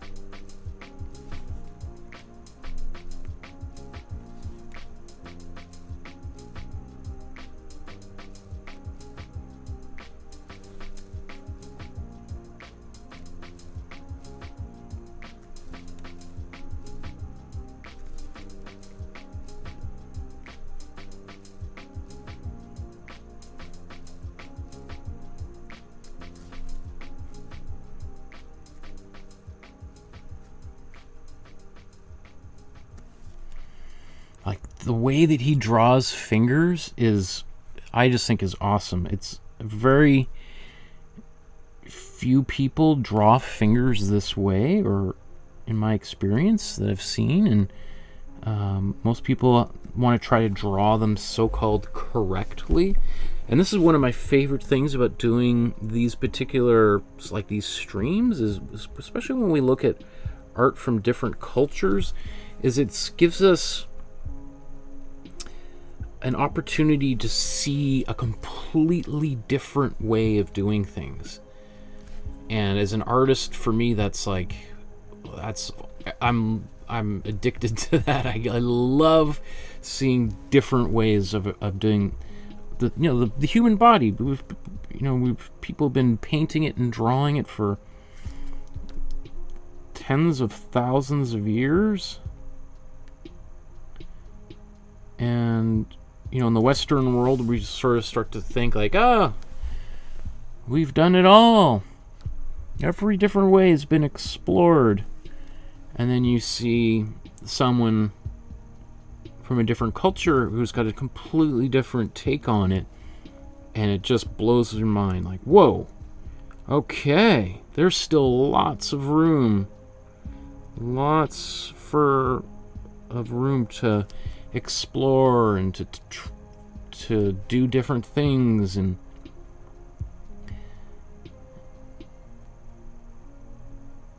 that's, I don't know, that just makes me super, super excited.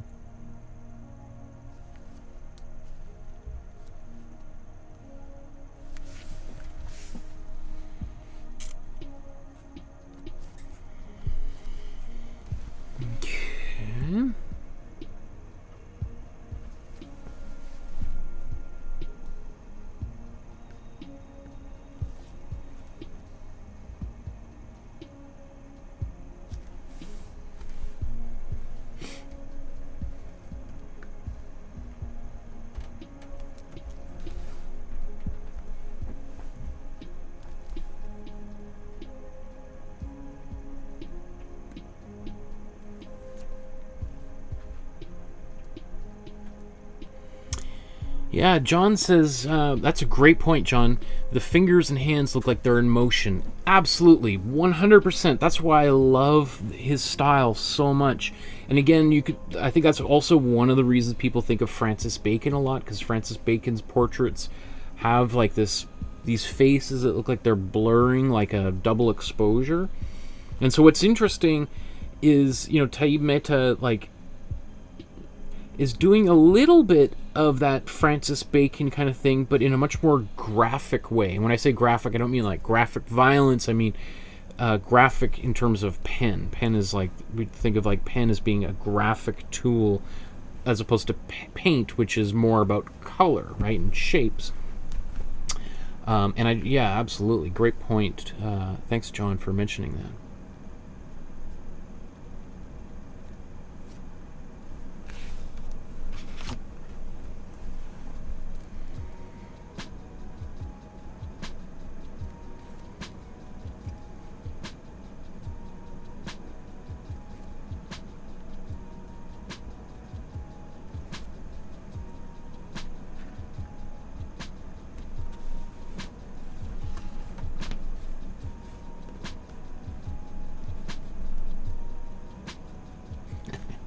Try to get that. There we are. Okay.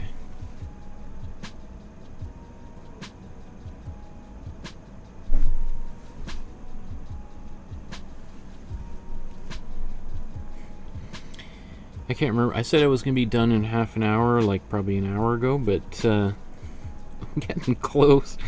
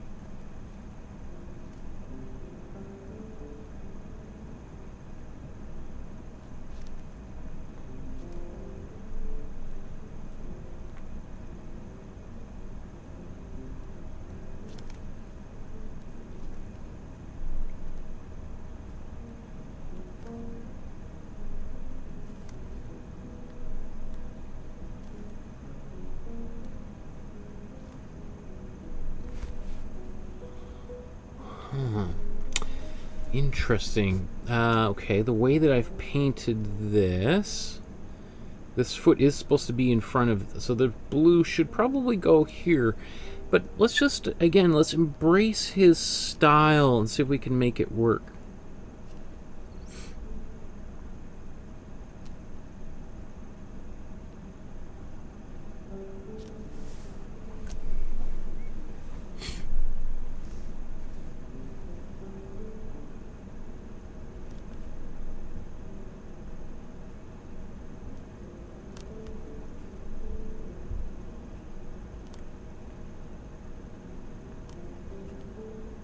You gotta count the toes. 1, 2, 3, so it means we've got two more toes to do here. But how many did he do? 1, 2, 3, 4, 5, 6. Interesting. Okay. So 2, 3, 4.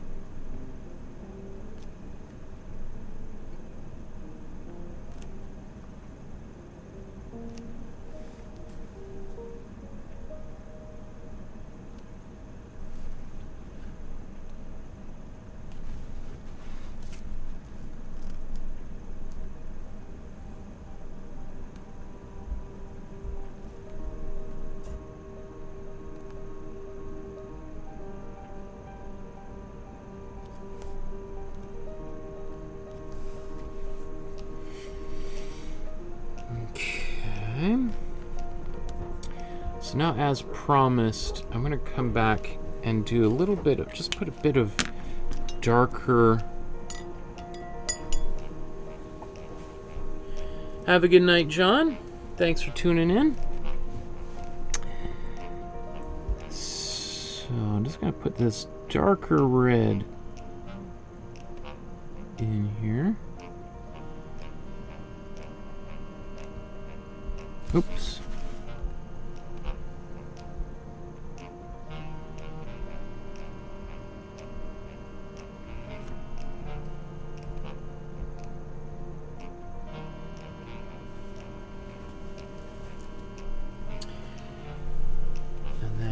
Zoom out and blow dry it.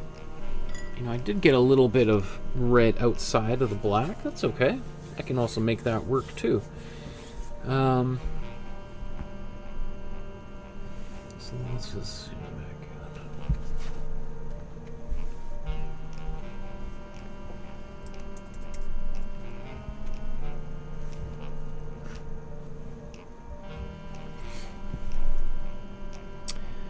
You know, not too far off considering I eyeballed all of these lines.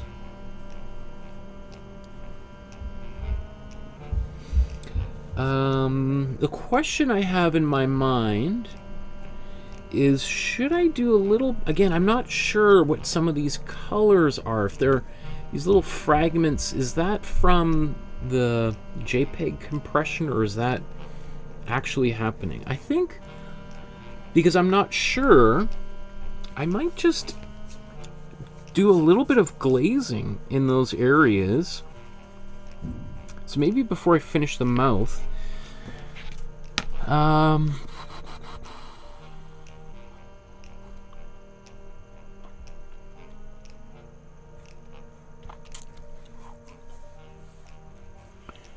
So I think I'm gonna glaze, which I haven't done. I don't think I've... When was the last time I've done glazing? It seems like ages ago.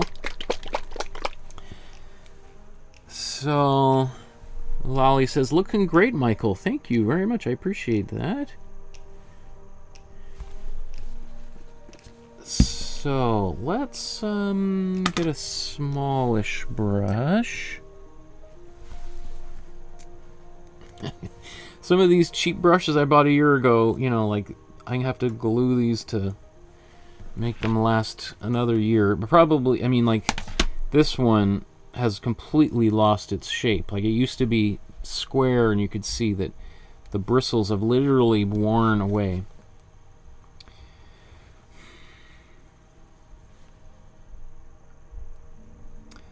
Let's take a bit of the warm blue, and actually, maybe let's take a bit of purple.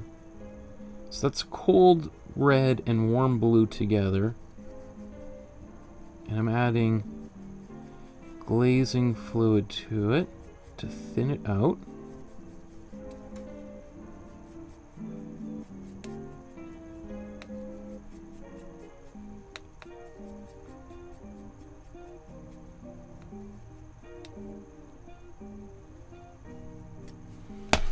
Okay, I mixed it in pretty good. Now I'm just going to take more glazing fluid, get that primarily on my brush. And then let's just look and see, like, where could this go? Maybe...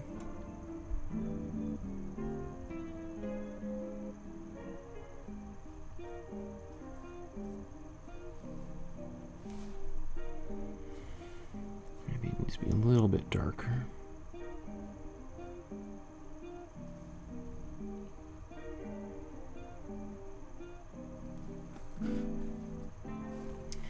I can use my blending brush, my mop brush, just to smooth that out. That's cool. I like, again, I don't know if this is in the original or not, but it does give it just an extra little bit of depth, especially after having put the line on there, and those graphic lines definitely kind of flatten the picture out a little bit. So I feel like this is just pumping a little bit of depth back into the painting.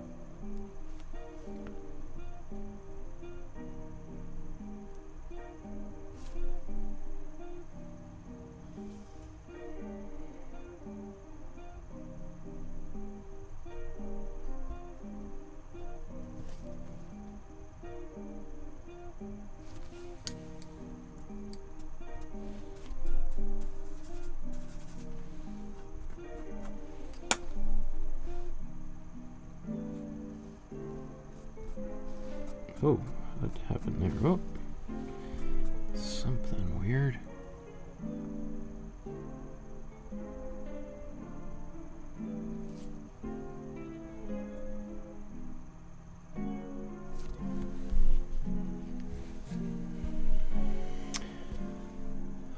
Paula says, I saw a poster. There is a golden slow drying acrylic. Are they good? I don't know. I imagine the golden slow dry acrylic would be trying to be an alternative to oil paint. So I imagine they would work just like what we've done here, except they would just, it's like adding slow dry medium every time, but it's already pre-mixed into the paint.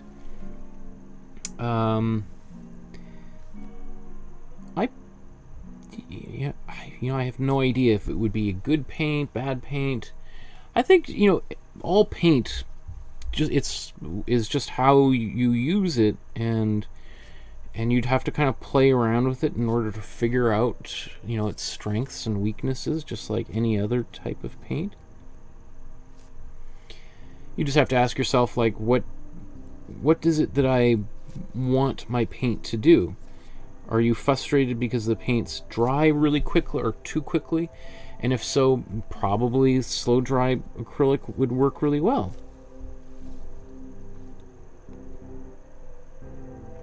You'd probably be able to do a lot more blending, and so if painting like Agnes Pelton was your thing and you really wanted to be able to do that, I think that slow dry acrylic, an actual acrylic that already had slow dry medium already in it, I think would be really cool. Personally, I probably wouldn't need it or buy it, because I want to be able to add slow dry medium in my paint if I want it, and then I also want to be able to have paint that dries really quickly as well.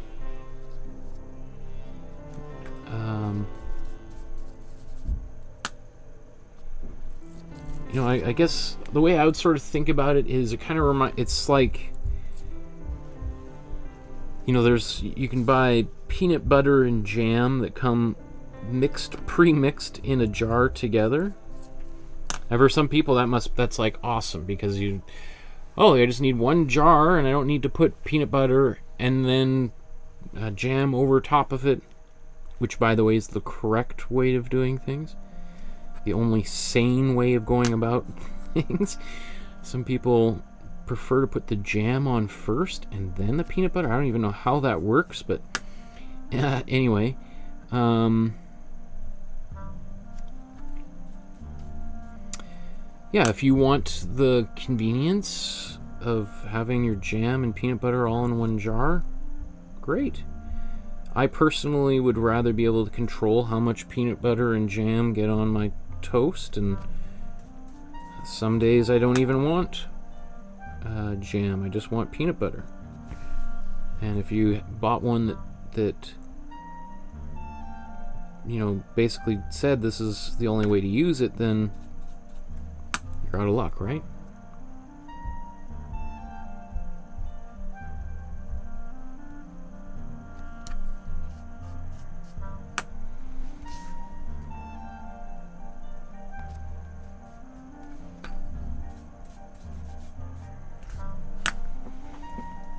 I like that effect. I like that a lot. It's definitely changes things a bit, but I think only in a good way, so.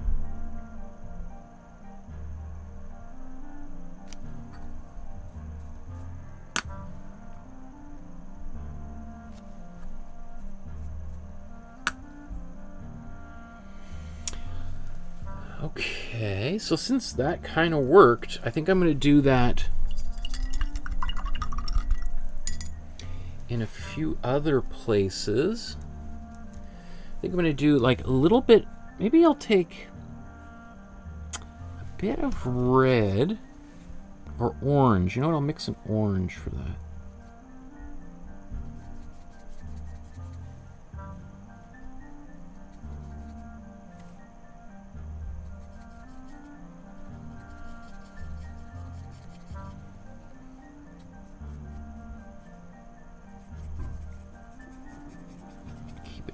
pretty subtle.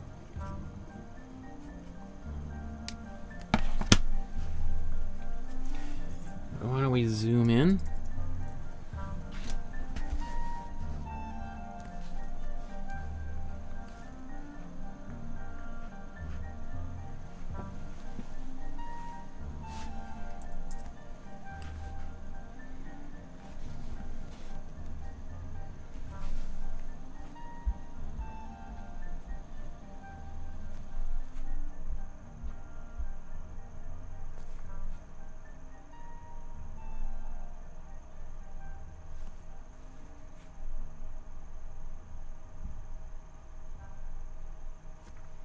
Okay, you can see a little bit of that paint is not completely dry.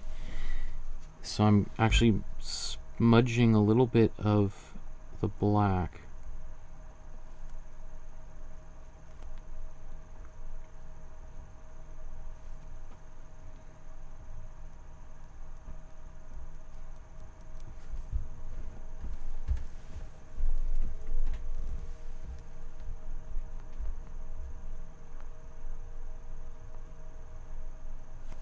Which I don't mind.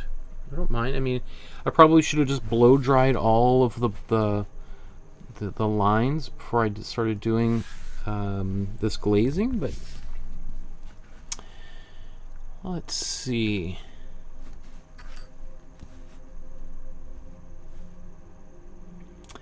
So there's a bit of, take a bit of red.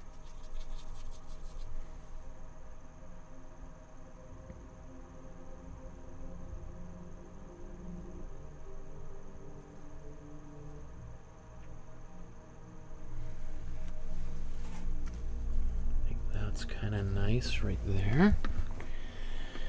And what should I do here? Should I just make a brown? So if we just take some warm red, some warm yellow, and some warm blue and mix this together, we get a brown.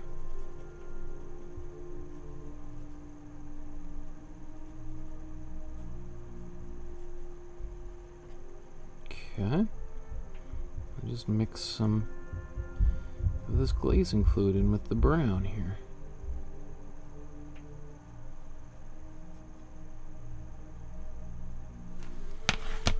And I wipe off that excess onto my cloth, and then I'm just going to go back in here with a kind of the paint off, and I just get this bit of the mixture that I have here. And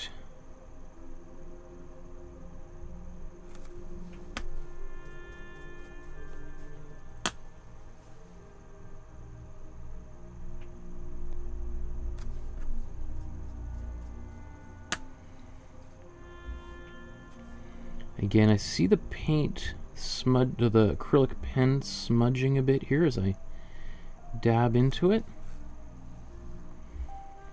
I also, again, it's one of those things where right now I don't mind it so much because it's almost has like a bit of a, it takes it away from just being a pen and is bringing it back into the world of like painting.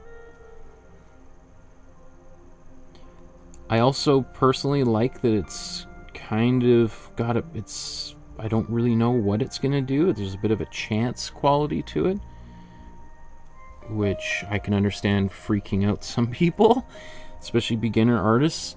You know, the last thing they want is some unexpected results, but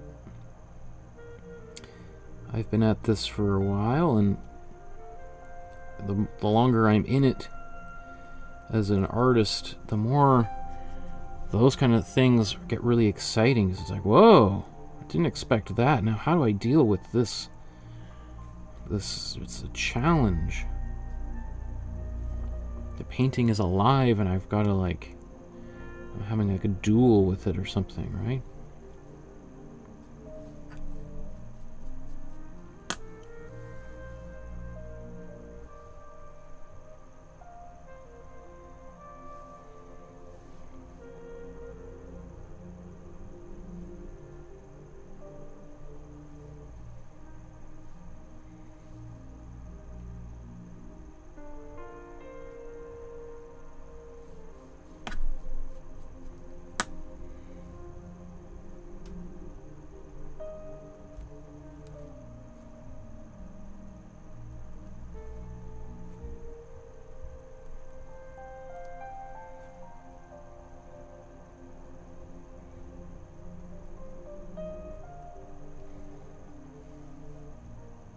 So I'm kind of making up where I want to put these things because I'm not exactly sure if they're even there at all anyway. And so I'm pretty sure this painting is in a private collection, so it's not like I can just go down to a museum and see it for myself.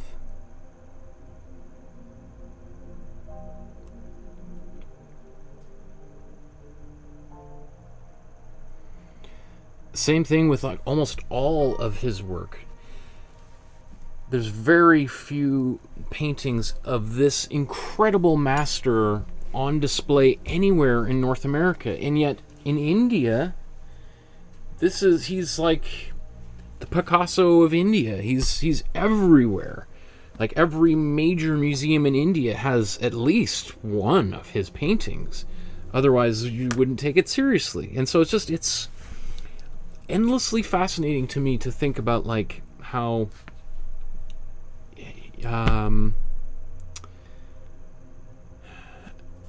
myopic like the view is of what art is in North America. Right, so okay, I'm gonna mute my microphone for a moment and blow dry.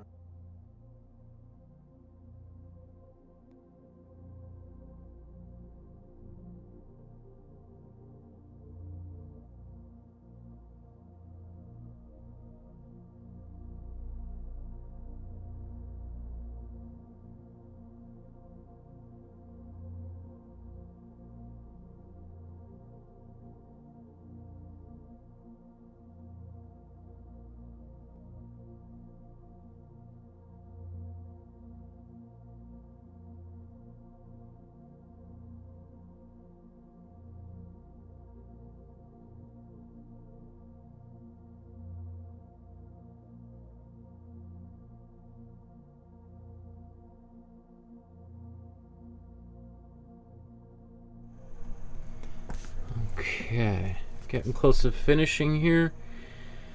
Lolly says, I love the glazing mop brush technique. It was new to me before watching, and it's such a great technique. I've learned so much from this channel. I appreciate that. Lolly says, jam and peanut butter, 1 jar, sacrilege. I've never even heard it, but glad I'm going to stay away from it. And your attention to detail is pretty awesome. I would never have noticed those little flashes of color in this painting. Thank you. I appreciate those such kind comments, Lolly. Okay, so I think it's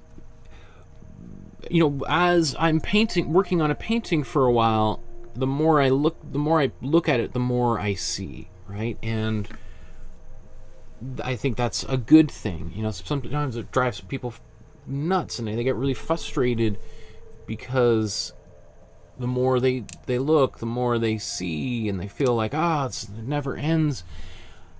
But that's a good thing. I think we want people to also feel that when they look at our paintings, especially people who own your paintings. You want them to feel like, I've owned this painting for a couple of decades, and I just noticed, ... Right? That's like, wow, that's cool. The painting is still alive.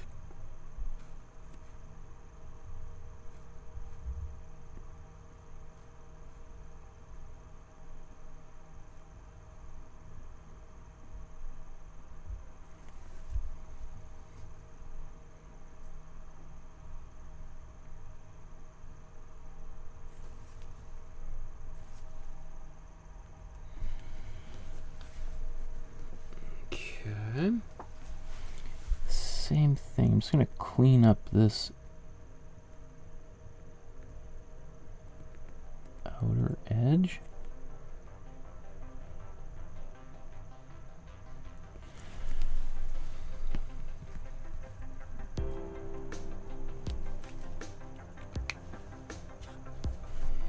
Kind of want to put a little bit of white on those teeth, just to change them up a little bit. So let's take a bit of red. Here's some white.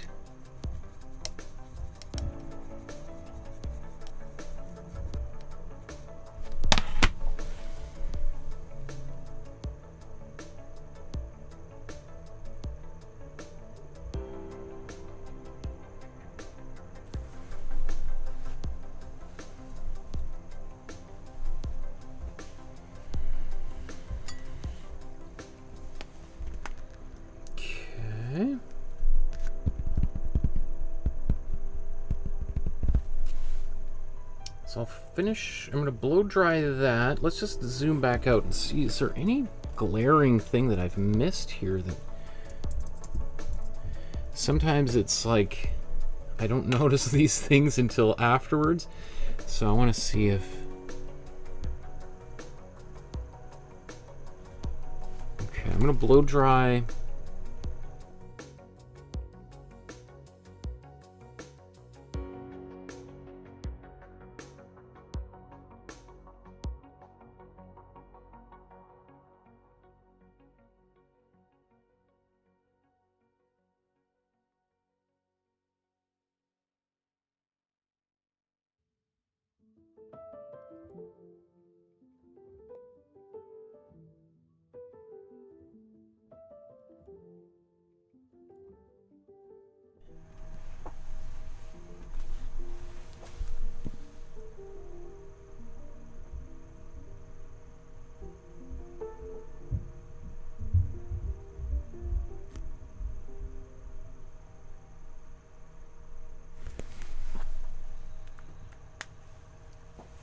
I mean, there's also like another line. I put this glaze there so that I could do another line, like, but I don't know, maybe it's sometimes nice to have a little bit of those details that don't have outlines next to them either. Do I want to do a bit of, maybe just a little tiny pop of red glaze on these hands here?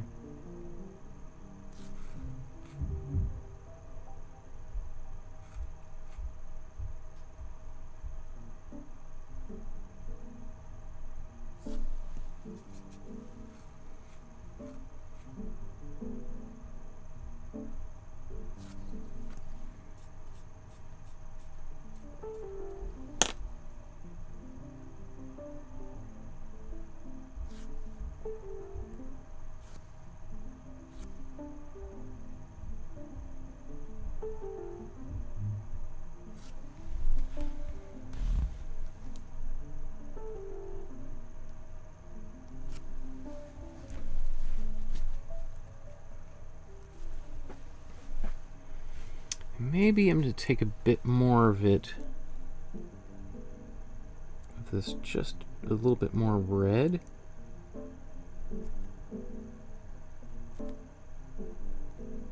And add it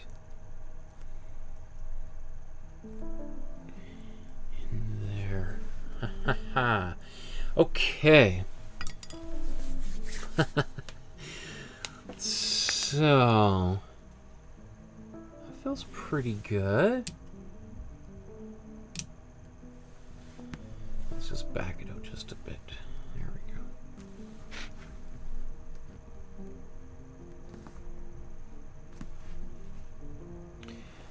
And then just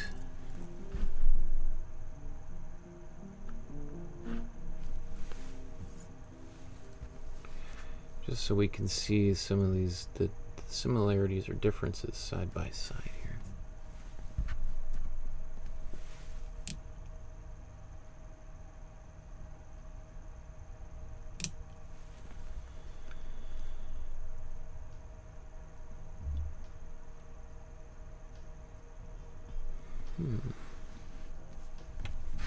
Woo! Flying off the page here.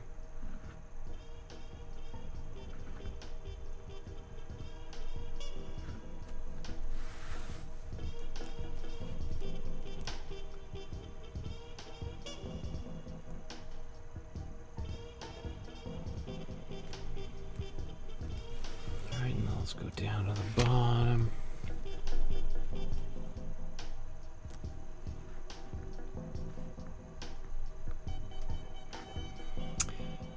Paula asks, what is the bag on the floor here? What is that thing?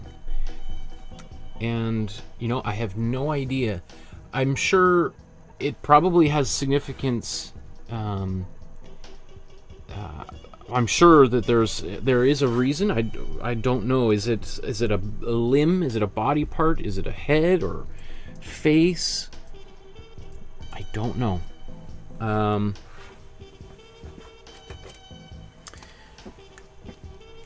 She is Kali is the sort of the goddess of all thing. She's the goddess of death and time.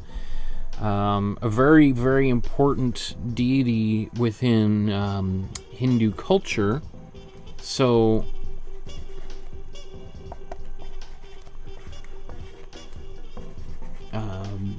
and there's like thousands of stories related to her.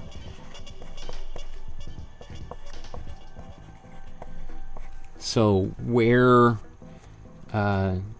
Tyeb Mehta got, you know, that particular detail from, what story, yeah, I don't know. I'm sure I would love if someone was watching this video could help answer some of those questions.